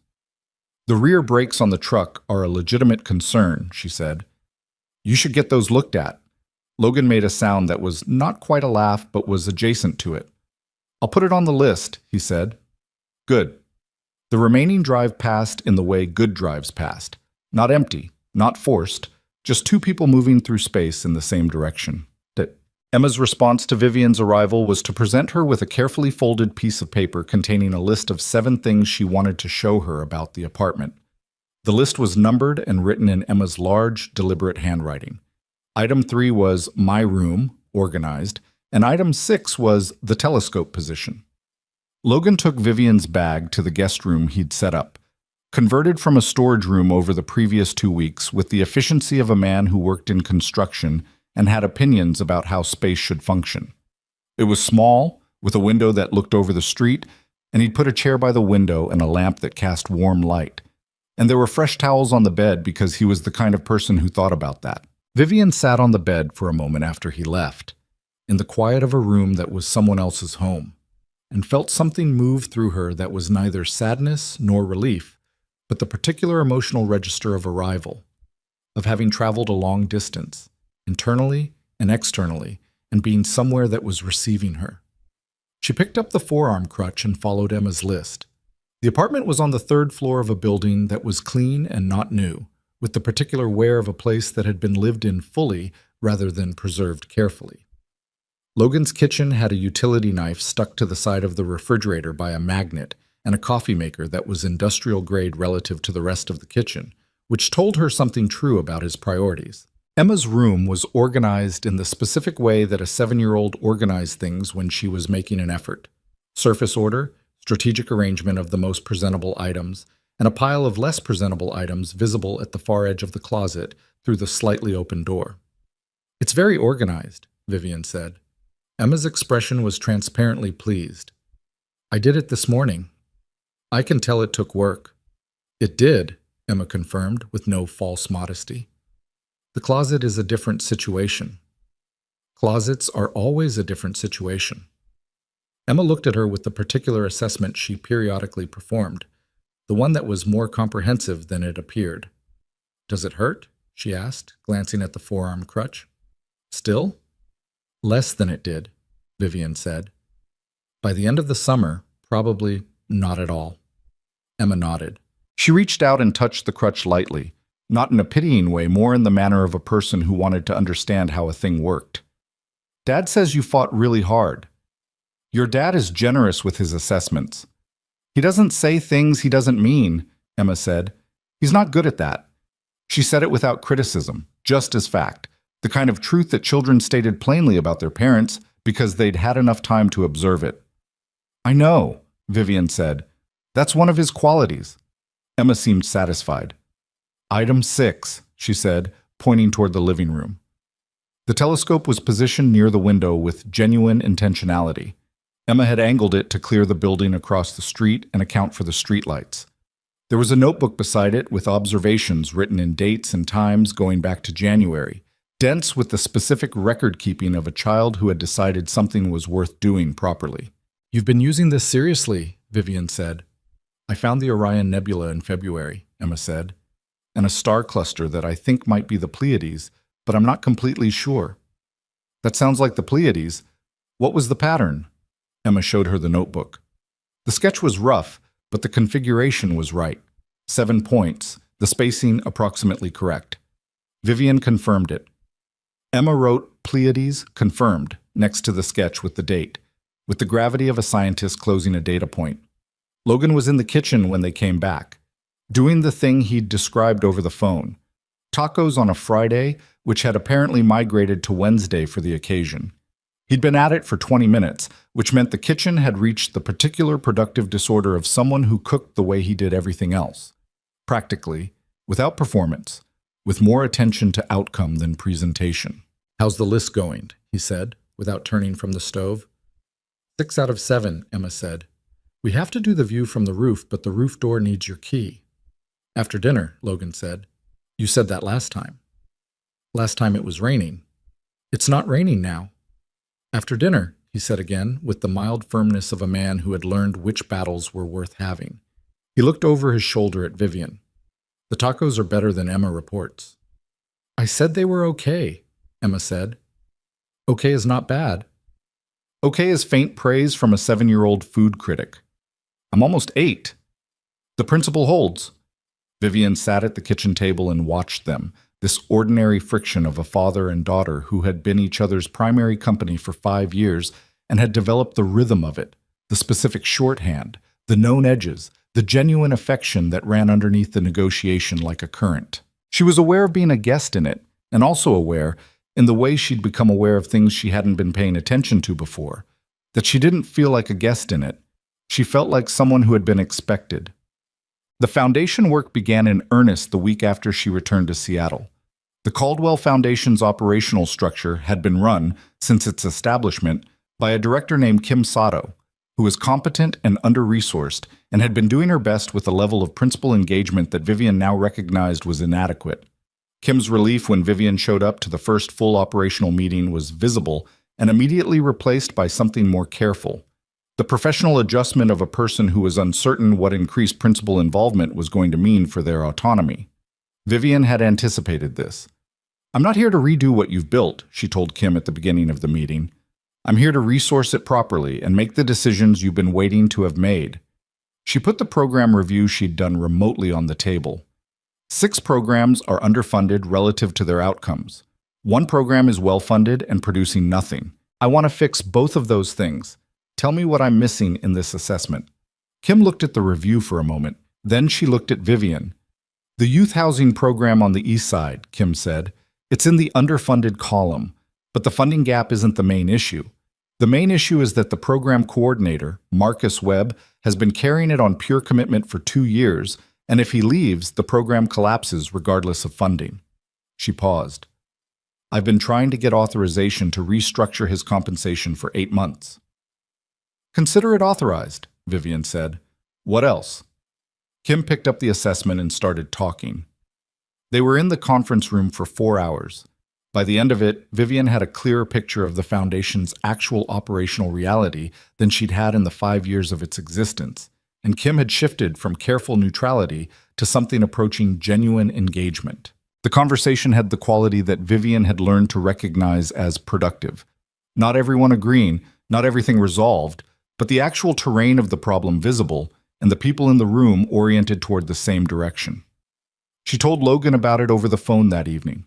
He was in Beacon Hill, finishing the gymnasium project that had been running since January. "Kim's good," Vivian said.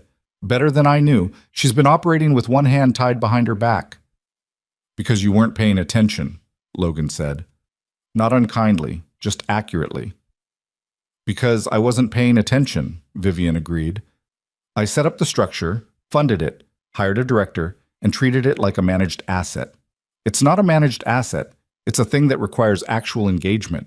Like most things." "Like most things," she agreed. "The gymnasium, how's it going?" "Punch list," he said. 2 days left. The school board changed the floor finish specification twice, which pushed us a week, but it's solid work." "Good." A pause. The comfortable kind. "Emma wants to do the roof view this weekend," Logan said. "She's been reminding me at regular intervals." "Tell her Saturday is good for me. She'll start planning it tomorrow morning." "I know," Vivian said. "I'm counting on it." The thing she hadn't anticipated about being back in Seattle was how much the city had continued without her. This was obvious in retrospect. Cities continued, that was what they did, But there was something specifically disorienting about returning to a place where you had been a significant figure and finding that the significant figure slot had been filled, functionally, by other significant figures, and life had reorganized accordingly. Patricia Ewan had moved into the Caldwell Capital offices with her own operational style and her own team and was doing good work, by all indications. The industry relationships Vivian had cultivated were still present, but had shifted. She was the former CEO, the founder, the woman who'd had the bad year, and people related to her accordingly. She found, somewhat to her own surprise, that she didn't mind. The identity she'd been most attached to, Vivian Caldwell of Caldwell Capital, the builder, the operator, the person at the center of a thing she'd constructed, had been the first thing to go in the hospital bed. What had survived the winter was something she had less polished language for, a person who read 800 messages, a person who took 4 steps, a person who sat at a kitchen table in Beacon Hill and watched a father make tacos and felt, unambiguously, at home. That person was running a foundation now, and meant it. And that person was in a relationship with a contractor who fixed ceilings and drove to Portland on weekends and had a daughter who organized her room strategically when guests were coming. It was a different life than the one she'd built the first time. She was, she thought, better suited to it. The complication arrived in April, on a Tuesday, in the form of a call from an attorney she didn't recognize, representing an investment group she'd heard of distantly, Meridian Capital Partners, a private equity firm that had been circling the commercial real estate sector with the particular interest of entities looking to consolidate distressed assets. "Ms. Caldwell," the attorney said, "I'm calling on behalf of Meridian Capital. They've asked me to reach out regarding a potential acquisition conversation." "Caldwell Capital isn't for sale," Vivian said. "That would be a question for Patricia Ewan." "It's not Caldwell Capital they're interested in," the attorney said. "It's the foundation." Vivian went still. "The Caldwell Foundation has a developed community presence and an operational infrastructure that Meridian believes could be leveraged as part of a larger community development initiative." The attorney's voice had the practiced neutrality of someone reading from a brief. "They're proposing to acquire the foundation's operating assets and brand under a new governance structure that would—" "The Caldwell Foundation is a registered nonprofit," Vivian said. "It's not a private asset that can be acquired. The governance structure can be restructured with the right legal framework. The foundation's board currently has 3 seats, 2 of which are— I hold majority influence on the foundation board," Vivian said. "This conversation doesn't have anywhere to go." A pause. "Meridian is prepared to offer a significant consulting arrangement and named stewardship role to you personally to ensure the transition—" "No. Ms. Caldwell, the offer is—" "I heard you," she said. "The answer is no. Don't call this number again." She ended the call and sat for a moment. Then she called Kim Sato. "Have you received any contacts from Meridian Capital Partners?" she asked. A brief pause on Kim's end. "There was an email last week. I forwarded it to you, but it went to the old address," Vivian said. "I haven't fully migrated everything." "What did it say?" Kim summarized. The email had been exploratory, framed as a partnership inquiry, vague on specifics. Standard opening move for a firm that wanted to assess resistance before making a direct approach. "They escalated to a direct call," Vivian said, "which means the email didn't get the response they wanted." "What are they actually after?" "The community development tax credits the foundation qualifies for," Vivian said, "and possibly the real estate access that comes with our community relationships. The foundation's work in the Rainier Valley and Columbia City gives us informal networks that a private equity firm would find valuable for identifying underpriced properties." She kept her voice level. "They want to use the infrastructure we built to find acquisition targets in the same communities we're serving." The silence on Kim's end had a specific quality. "That's—" Kim started. "Yes," Vivian said, "it is."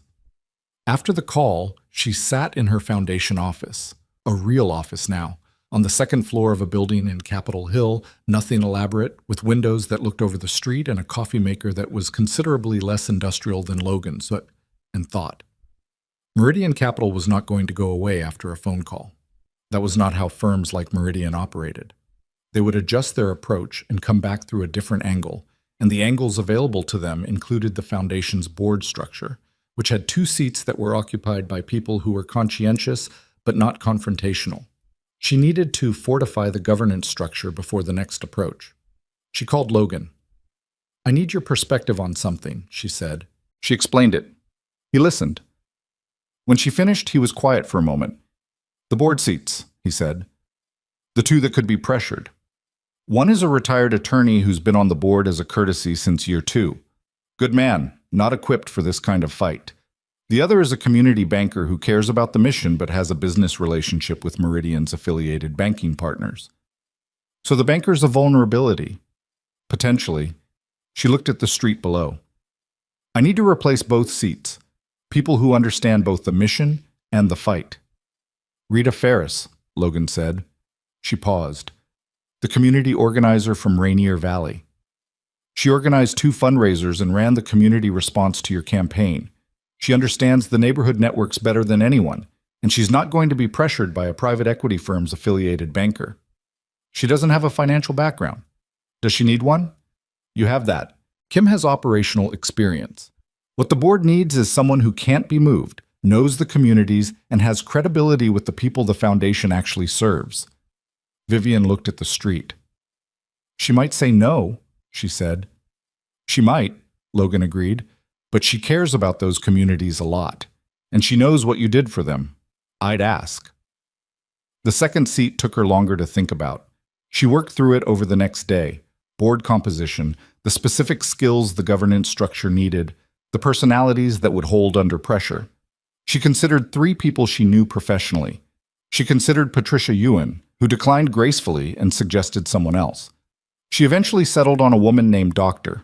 Angela Sue, a housing policy researcher at the University of Washington whose published work had been used in 3 of the Foundation's program design documents without Vivian having previously registered that she was a real person rather than a citation.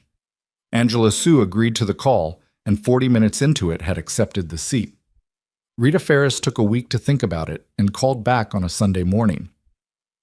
"I want to be clear about what I'm signing on for," Rita said. "I don't do ceremonial board seats. If there's a real fight coming, I need to actually be in it." "There's a real fight coming," Vivian said. "You'll be in it." "Okay," Rita said. "Then, yes." Meridian's second approach came through a different vector, as Vivian had expected, and sooner than she'd thought. The 3rd week of April, 6 days after the board restructuring was completed, and a week after she'd filed the updated governance documentation with the state.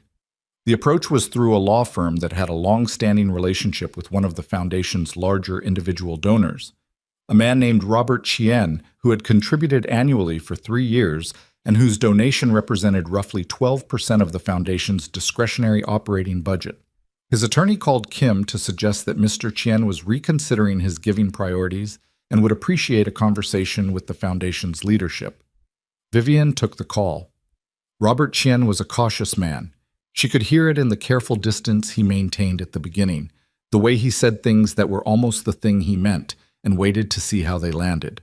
He had a genuine charitable interest, she thought, but he was also a man with business interests, and Meridian had found the thread. "I've appreciated the Foundation's work," he said, "but I have some concerns about its long-term independence given the recent governance changes." "The governance changes strengthen independence," Vivian said. "That's the point of them. Some of my advisors feel the new board composition represents a narrowing of strategic perspective." "Your advisors," she said, "are those advisors affiliated with Meridian Capital Partners?" A pause, longer than it needed to be. "I have a number of professional relationships," Robert Chien said carefully. "Mr. Chien." Her voice was not unkind, but it was direct. "Your giving record to this foundation goes back 3 years. We've used your contributions to provide rental assistance to 47 families in that period. I have those families' outcomes data, if you'd like it." She paused. "Meridian Capital wants to leverage this foundation's community relationships to identify acquisition targets in the same neighborhoods where those 47 families live. That's what's happening here. I want to make sure you have that context when you make your decision about your giving priorities." The silence stretched. "I wasn't fully briefed on their specific intentions," Robert Chien said finally. His voice had changed, the careful distance reduced slightly. "I know. Vivian said. They're not a firm that fully briefs people if they can avoid it. Another pause.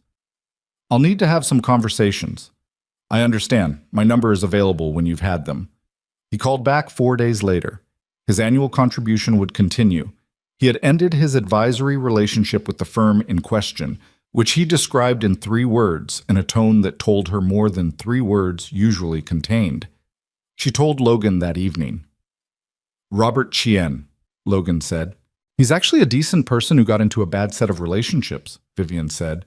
It happens. It does. A pause. Meridian's going to come back again. Yes, she said. But the governance is solid now and the donor base has been briefed. Coming back directly is going to cost them more than it gains them. She looked out the window of her apartment. She'd moved back into her own place in March, a smaller one than she'd had before, on Queen Anne Hill, with a view of the Sound on clear days. They'll find an easier target. You don't know that. No, she admitted. But I know this fight is more expensive for them than it was 6 weeks ago. Because you prepared. Because we prepared, she said. Rita and Angela and Kim and you telling me to ask Rita. He was quiet for a moment. I just suggested a name, he said. You suggested the right name at the right time, she said. That's not nothing. That's actually most of what good decisions require. Outside, the April evening was doing something unusual for Seattle. Being warm. Actually warm. The kind that arrived occasionally in spring and felt like an argument for staying. The Sound was visible from her window, flat and silver in the late light. Logan, she said. Yeah. Come over, she said. Bring Emma if Mrs. Kowalski isn't available. I have a view of the water and I've been learning to cook things that aren't reheated hospital food. Emma has a science project due tomorrow. She can work on it here. I have a table. A pause. What are you making? I was going to attempt pasta, Vivian said, with actual sauce, not from a jar. That's ambitious for someone who's described herself as non-domestic. I've been taking advice from YouTube, she said, like someone else I know with his tacos. The laugh on his end was the full version, not the suppressed one, the actual one. She'd been collecting those too. Give us 45 minutes, he said. Emma arrived with her science project materials in a bag that appeared to be primarily held together by optimism and immediately occupied the kitchen table with the efficiency of someone who had identified it as the best workspace and saw no reason to be subtle about claiming it. Logan walked in behind her carrying a bottle of wine he'd stopped for on the way, looked at Vivian's kitchen, looked at the pasta situation, and said nothing, which she appreciated. What's the science project? Vivian asked Emma. Ecosystems, Emma said. I'm doing a tide pool. She laid out her materials with the systematic precision she applied to everything she decided mattered. I need to draw it and label 15 organisms. I know tide pools, Vivian said. Emma looked up. From what? I grew up near the coast, Vivian said. Puget Sound.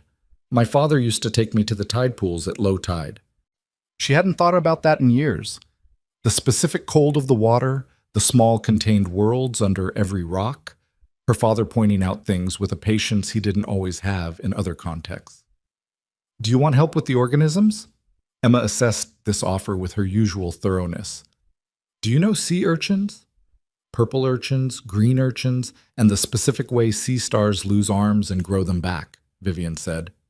Emma turned her notebook fully toward Vivian and moved over on her chair. Logan in the kitchen watched this for a moment, his daughter and this woman bent over a science project notebook, Vivian explaining the difference between a hermit crab and a shore crab with the specific precision of someone who had retained things that mattered to them. And he thought about the hospital corridor in November, the woman in the wheelchair with the shaking hands, and the particular way that things you hadn't planned became the things you couldn't imagine not having. He turned back to the pasta situation. It was, he assessed, recoverable with intervention. He found a pan that was the right size and started over on the sauce without announcing this, which was the respectful approach. You're redoing my sauce, Vivian said from the table, without looking up from the sea star diagram. I'm building on your sauce, he said. You're redoing it. I'm adding to it? Emma looked up briefly. He does this with my drawings too, she told Vivian. He calls it finishing touches. I see a pattern, Vivian said. I'm a detail person, Logan said from the stove. It's professionally ingrained. It's also just who you are, Emma said, returning to her notebook. Logan didn't have an argument for that. He kept cooking. The evening in Vivian's apartment on Queen Anne Hill went the way evenings did when they were good, not dramatically, not memorably in any single moment, but in the accumulation of ordinary things that made ordinary life worth the weight of everything it cost to get there. Emma finished her ecosystem diagram with 15 labeled organisms and a sea star that was, Vivian confirmed, accurately depicted. The pasta was better than Vivian had started and slightly different than she'd planned, which turned out to be fine. The view of the Sound in the April dark showed a container ship's lights moving slowly south. And Emma asked how fast it was going, and Logan made an estimate, and Vivian said the estimate was slightly high based on the rate of displacement, and they debated it mildly for 10 minutes without resolution, which felt right. Later, after Emma had fallen asleep on the couch with the inevitability of a child who had burned through her reserves by doing too many things at once, Logan sat beside Vivian near the window with the Sound view and the tail end of the wine. She's going to be furious she missed the water view, he said, nodding toward Emma. She'll be back, Vivian said. The simplicity of it hung in the air for a moment. Not just the words, but what they contained. The assumption of continuity. The future tense spoken without hedge. Logan looked at her. She looked back. Outside, the container ship had moved further south, its lights smaller now, steady against the black water. The city did its nighttime business around them. Emma's breathing was deep and even on the couch. He reached over and took her hand. Not dramatically, not as punctuation to a speech, just because it was there and it was the thing his hand wanted to do. Her fingers closed around his with the same directness that characterized everything she did when she stopped managing herself. They sat like that for a while. The Sound glittered in the dark. April held. Spring arrived in Seattle the way it always did. Not with a clean break, but with negotiation, gray days giving way to clear ones and then back again, the city making up its mind in increments. May came in warmer than April, and with it the particular quality of Pacific Northwest light that people who lived there stopped noticing after a few years, but never fully stopped being affected by. Low-angled, silver gold, the kind that made ordinary things look like they'd been reconsidered. Vivian noticed it. She'd been noticing ordinary things for months. The Foundation's spring program cycle launched in the first week of May with a community housing fair in the Rainier Valley, the first event Vivian attended fully in her operational role, present for the setup at 7 in the morning and still there when the last family left at 4 in the afternoon. Kim had run the logistics. Rita Ferris had turned out a community network that filled the gymnasium of the community center to a level that required 3 additional chairs per table. Angela Sue had brought 2 graduate students who helped families navigate the application materials. Vivian mostly listened and watched and shook hands and answered questions directly when people asked them. She signed off on 2 emergency rental assistance cases on the spot, which was not standard procedure, and which Kim noted with mild professional concern and then let go, because both cases were urgent and the documentation was solid, and sometimes standard procedure was the thing you adjusted when the situation was right in front of you. A woman named Daria Mwende waited until most of the families had cycled through before approaching Vivian. She was in her late 30s, 2 children with her, wearing the expression of someone who had rehearsed what she was going to say and was now slightly unsure of it. "You probably don't know me," Daria said. "I was one of the families the campaign was for last year." Vivian looked at her. "Columbia City?" Daria's expression shifted. "You do know me." "I read every message," Vivian said. "You included a picture of your daughter. She likes dinosaurs." Daria was quiet for a moment. The 2 children beside her, a girl about Emma's age and a younger boy, were looking at Vivian with the direct, unfiltered attention of children who had not yet learned to pretend they weren't curious. "I wanted to say thank you," Daria said. "Not for the campaign specifically, for the original help, the rental assistance." She paused, working through the rehearsed version and finding it inadequate and setting it aside. "We had 7 weeks. before we would have had to move. And in those 7 weeks, my husband found the job he still has. And we're still in the same apartment. She looked at Vivian steadily. My daughter is in 2nd grade. She has a teacher she loves. Vivian stood with that for a moment. She thought about what she'd told Logan, that she'd built the foundation for tax reasons and a financial advisor's recommendation, that she hadn't been the person Daria thought she was when she built it. She still believed that was true, but she'd been working, over the months since, on the question of whether the intent behind a thing was the most important fact about it, or whether what the thing actually did in the world was allowed to matter independently. Standing in front of Daria Mwende and her daughter, who liked dinosaurs, she thought it was probably the latter. 2nd grade with a teacher she loves, Vivian said. That's worth a lot. It's worth everything, Daria said. They stood for a moment in the noise of the community center. Other conversations, children, the particular acoustic of a room full of people trying to solve problems. And then Daria's daughter tugged her sleeve and said something about being hungry. And Daria smiled the smile of a mother who was perpetually interrupted by small practical demands and grateful for every one of them. Thank you for being here, Daria said. Thank you for coming, Vivian said. After they left, she stood by the window for a moment with her forearm crutch and the afternoon light and felt something she recognized from the rehabilitation center. The sensation of a pathway that had been blocked and was now carrying signal. The same quality of correctness. The feeling that a thing was doing what it was built to do.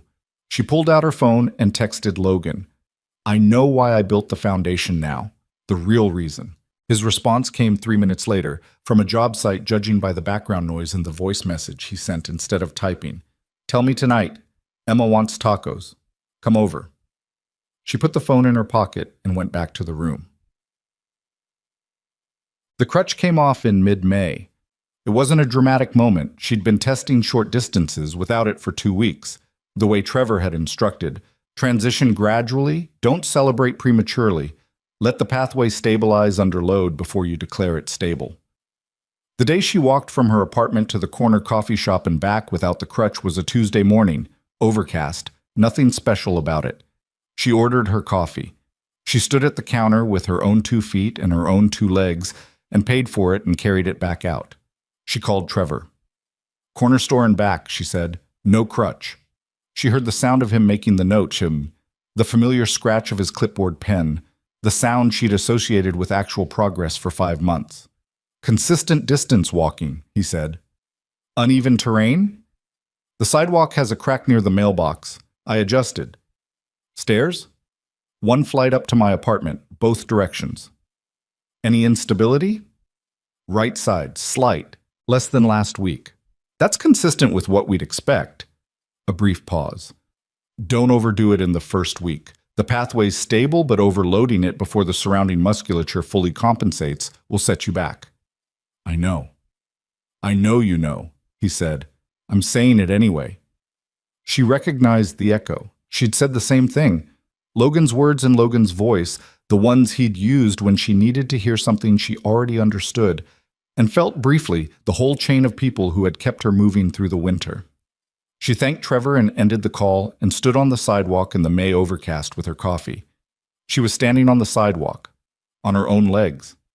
In Seattle, in May, in a life that had reorganized itself around loss and rebuilt itself into something she hadn't designed and couldn't have predicted and would not have traded. She drank the coffee. It was good. The corner shop did something with their espresso roast that she'd been trying to identify for 3 weeks. She walked home. Emma found out about the crutch being gone on a Wednesday when Vivian came to pick her up from school while Logan was finishing a job site assessment that had run over. Emma came out of the school's main entrance with her yellow backpack and stopped on the steps when she saw Vivian standing by the car, not sitting in the car, standing beside it, without the crutch. Emma came down the steps at the measured pace of a child who was processing something and didn't want to show how much it mattered, which was a quality she'd inherited from her father and deployed with varying success.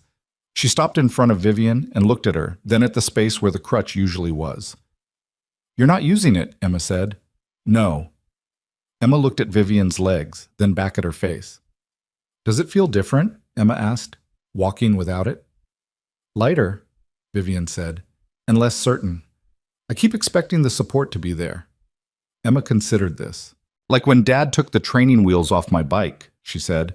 I kept leaning the wrong way for a week because I expected the wheel to be there. Exactly like that. But then I stopped expecting it, Emma said, and then I was just riding. Yes, Vivian said. That's how it goes. Emma looked at her for one more moment. Then she turned and opened the car door and got in and put on her seatbelt with the efficient movements of a child who had decided the moment had been acknowledged sufficiently and could now proceed. Can we stop for hot chocolate? Emma said from inside the car. There's a place on Beacon Avenue that Dad says is too expensive, but it's really good. Vivian got in the driver's side. It was the first time she'd driven since the accident.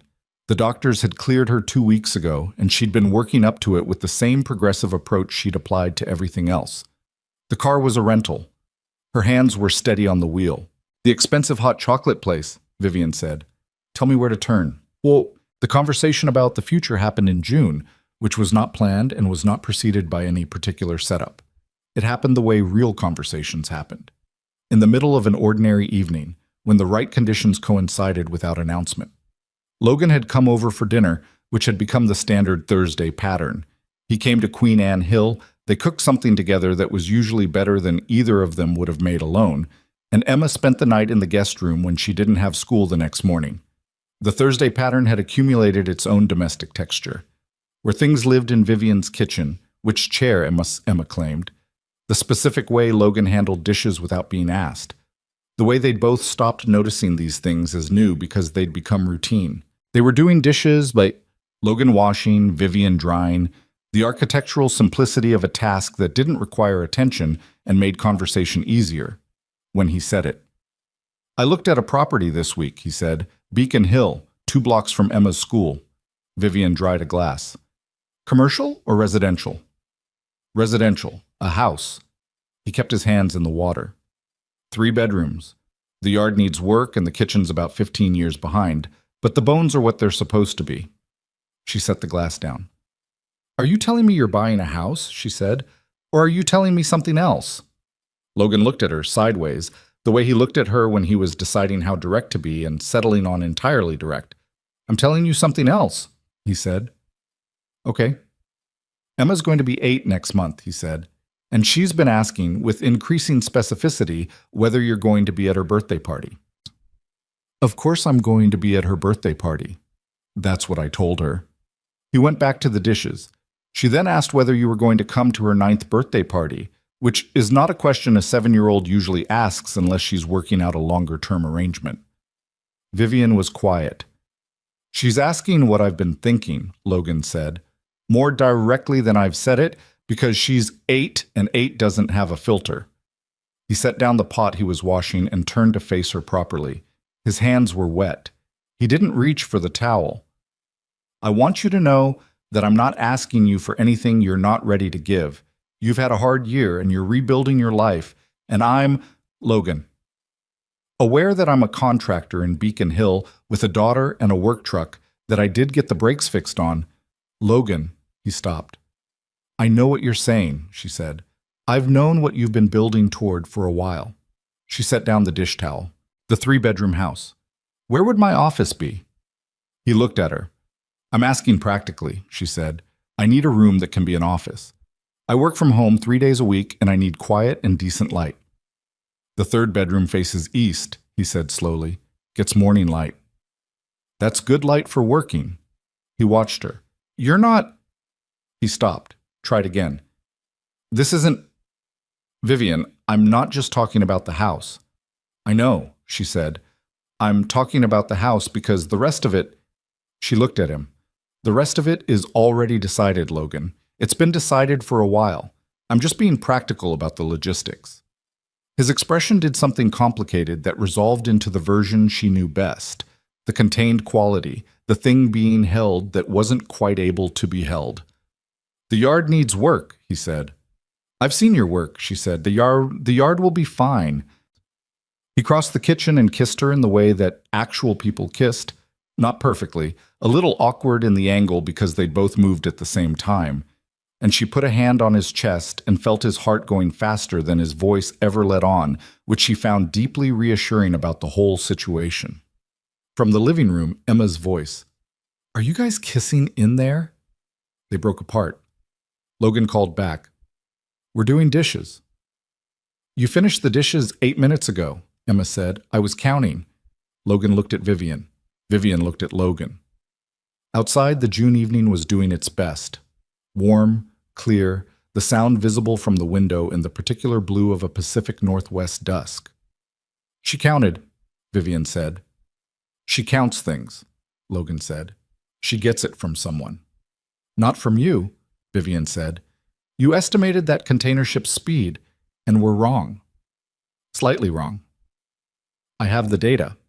He was almost smiling, actually smiling. She watched it happen. From the living room. "I can still hear you." They put an offer on the house in July. The process was not frictionless. Nothing in real estate was, a fact Vivian understood better than most. And there were 2 rounds of negotiation and a home inspection that revealed a plumbing issue that Logan identified from the report as serious before the inspector had finished writing his summary. The plumbing issue was addressed in the final price because Logan knew what things cost and was not moved by the seller's contractor's alternative estimate, which was optimistic in ways that Logan mapped out point by point in a conversation that Vivian watched with the particular pleasure of seeing someone competent do the thing they were competent at. "That was impressive," she said afterward in the car. "The estimate was wrong," Logan said. "It wasn't impressive, it was just accurate. Being accurate when someone is trying to deceive you is impressive. It's the minimum standard." She looked at him. "You really believe that, don't you?" She thought about Marcus Chen, about documentation she'd prepared as a precaution because something had felt slightly off for years before anything was provably wrong. About the standard she'd applied to her own due diligence in the end, after years of applying a lower one. "I'm working on it," she said. "You're further along than you think," he said. They closed on the house in August. Emma's 8th birthday party was held in the backyard of the new house on a Saturday in late July. The house they didn't quite own yet but had the keys to, the inspection completed and the closing papers 3 weeks away, the yard in the state Logan had promised to fix and had already begun fixing, the back section cleared and level and laid with new sod that was still finding its roots. Emma had invited 6 children from school and had specific opinions about the cake, which was chocolate with a tide pool design that Vivian had arranged through a bakery that specialized in detailed sugarwork. The cake depicted a tide pool with identifiable organisms, sea stars, urchins, a hermit crab in the corner, and Emma had reviewed the proof image with the same seriousness she brought to her observation notebook. "The sea star has too many arms," Emma had said. The bakery had corrected the sea star. The party had the texture of 8-year-old birthday parties, loud, physically chaotic, punctuated by moments of complete focus when Emma opened presents and assessed them with transparent honesty. She thanked everyone for everything, which was genuine. She ranked the presents in her head, which was also genuine and which only the adults present were entirely aware of. Rita Ferris came by in the afternoon, not for the party, but to drop off paperwork for a foundation program review that had a Monday deadline, because Rita had the organized chaos scheduling of someone who ran too many things and had stopped apologizing for it. She stayed for 20 minutes and ate a piece of tide pool cake and looked around at the backyard and the party, and Vivian standing in the yard without a crutch, and Logan chasing a small boy who had taken Emma's birthday crown, and she said to Vivian quietly, "You know, when I helped with that campaign, I wasn't sure you were real." "What do you mean?" Vivian said. "People who set up foundations and fundraise and show up to community events, a lot of them are performing it. I wasn't sure you weren't." Rita looked at her. "You're not." "I was," Vivian said. "For a long time I was." "Maybe," Rita said, "but you're not now. That's what counts." She took her paperwork and left. Logan appeared at Vivian's elbow a moment later, slightly out of breath from the crown incident. "What did Rita want?" he asked. "She told me I was real," Vivian said. He looked at her. "That's Rita's highest compliment. I'm taking it seriously." "Good." He took a piece of tide pool cake from the table. The sea star is accurate. I know, Vivian said. I checked the proof. The question happened on an October evening, on the water.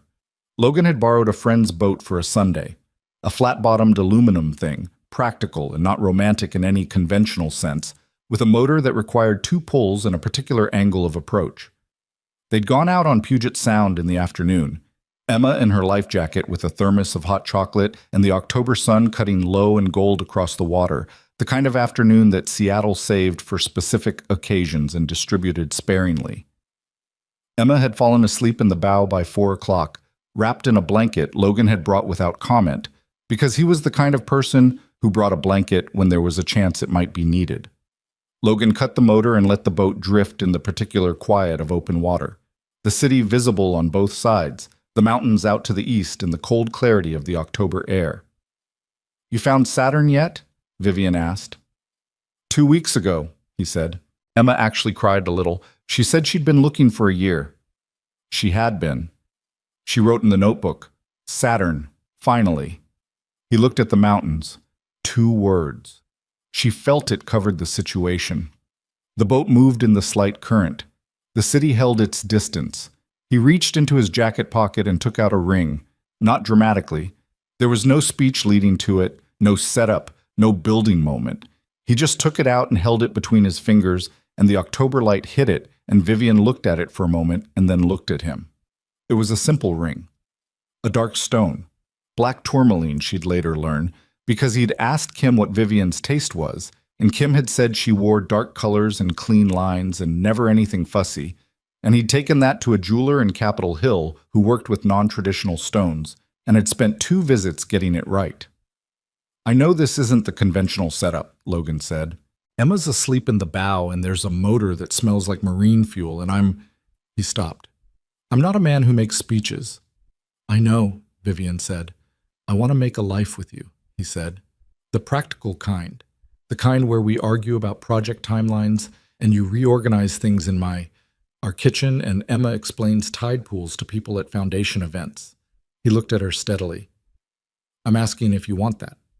She looked at the ring, at his hands, the contractor's hands, the ones she'd been noticing since November of the previous year in a hospital corridor that smelled like cleaning products and changed air. She thought about the person she'd been when she arrived at Seattle General, the woman in the wheelchair with the shaking hands, holding a legal notice and staring at a November sky like it owed her something. She thought about what she'd lost that year and what she'd found in the losing of it, and how loss and finding were sometimes so entangled that you couldn't draw a clean line between them. And maybe that was all right. Maybe that was just what life was. She thought about the turkey sandwich. "Yes," she said, "I want that." He put the ring on her finger. It fit because he was a person who measured things properly the first time. On the bow, Emma slept on, missing the moment entirely, which she would consider deeply unfair when informed of it later, and which would not prevent her from telling the story at every opportunity for the rest of her life. They told Emma at dinner, which was takeout on the living room floor of the Beacon Hill house, because the dining table was still in transit from the furniture store. Emma listened to the explanation with the focused attention she brought to important information, and when Logan finished, she looked at Vivian for a long moment. "So you're going to be my stepmother," Emma said. "If that's okay with you," Vivian said. Emma appeared to consider the formal weight of this. "I've been thinking about it since you came back from Portland," she said. "You've been thinking about it since February?" "I'm a planner," Emma said. "Dad says I get it from him, but I think I developed it independently." "That's very possible," Vivian said. Emma looked at the ring. She reached out and touched it the way she'd touched the forearm crutch, to understand how it worked. "The stone is dark," Emma said. "Black tourmaline." "Dad picked it?"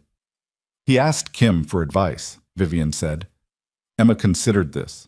"He was nervous about it," she said. "He doesn't ask for advice when he's confident." "I know," Vivian said, "but he asked." "He did." Emma seemed to find this satisfactory. Not the ring, not the announcement, but the evidence that her father had been nervous enough to ask for help, which told her something about how much it mattered to him. "Okay," she said, with the settling quality of a decision fully made. She picked up her takeout container and chopsticks. When is the wedding? Logan looked at Vivian. Vivian looked at Logan. We haven't discussed it yet, Logan said. Spring is nice, Emma said. Better light for pictures, and Saturn is visible in spring evenings. She pointed her chopsticks at the window, in case people want to look at it afterward. We'll keep that in mind, Vivian said. I want to scatter flowers, Emma said, if that's a thing that's possible. It's a thing that's possible, Logan said. Emma nodded. I'll wear my good shoes, she said, and went back to her food. The wedding was in May. Not a large event. 30 people, the waterfront park at Golden Gardens with the sound behind them, and the Olympics in the distance, and the particular May light that made everything look like it had been reconsidered. Kim and Rita were there. Dr. Angela Sue came with her husband. Trevor drove up from Portland because Emma had called and invited him personally, which he described as the best phone call he'd received all year. Howard from the rehab center had been invited by letter and had sent a reply that was 3 paragraphs long and ended with the sentence, I told you that you seemed like a different person. I'm glad the new one stuck. Patricia Ewan sent flowers and a card that was, for Patricia, unusually warm. Robert Chien was there. He'd been to 4 foundation events in the months since the Meridian situation, and had become, in the unplanned way that real things became, a genuine advocate for the programs he'd once been maneuvered against. Mrs. Kowalski came from Beacon Hill with a dish she'd made that she brought to every significant occasion, which Logan had not been able to identify the contents of in 11 years and had stopped trying. Emma wore her good shoes. She walked between Logan and Vivian down the grass path to where the officiant stood, scattering white petals with the concentrated focus of someone who had been assigned a job and intended to do it properly. She held the jar of petals with both hands and released them in even handfuls, and her face had an expression that was not quite happiness and not quite gravity, but somewhere between them. The look of a child who understood that what was happening was real and was taking it seriously because it deserved to be taken seriously. When the officiant asked if anyone had words before the vows, nobody spoke for a moment, and then Emma raised her hand. Logan looked at her. Can I say something? Emma said. Of course, the officiant said.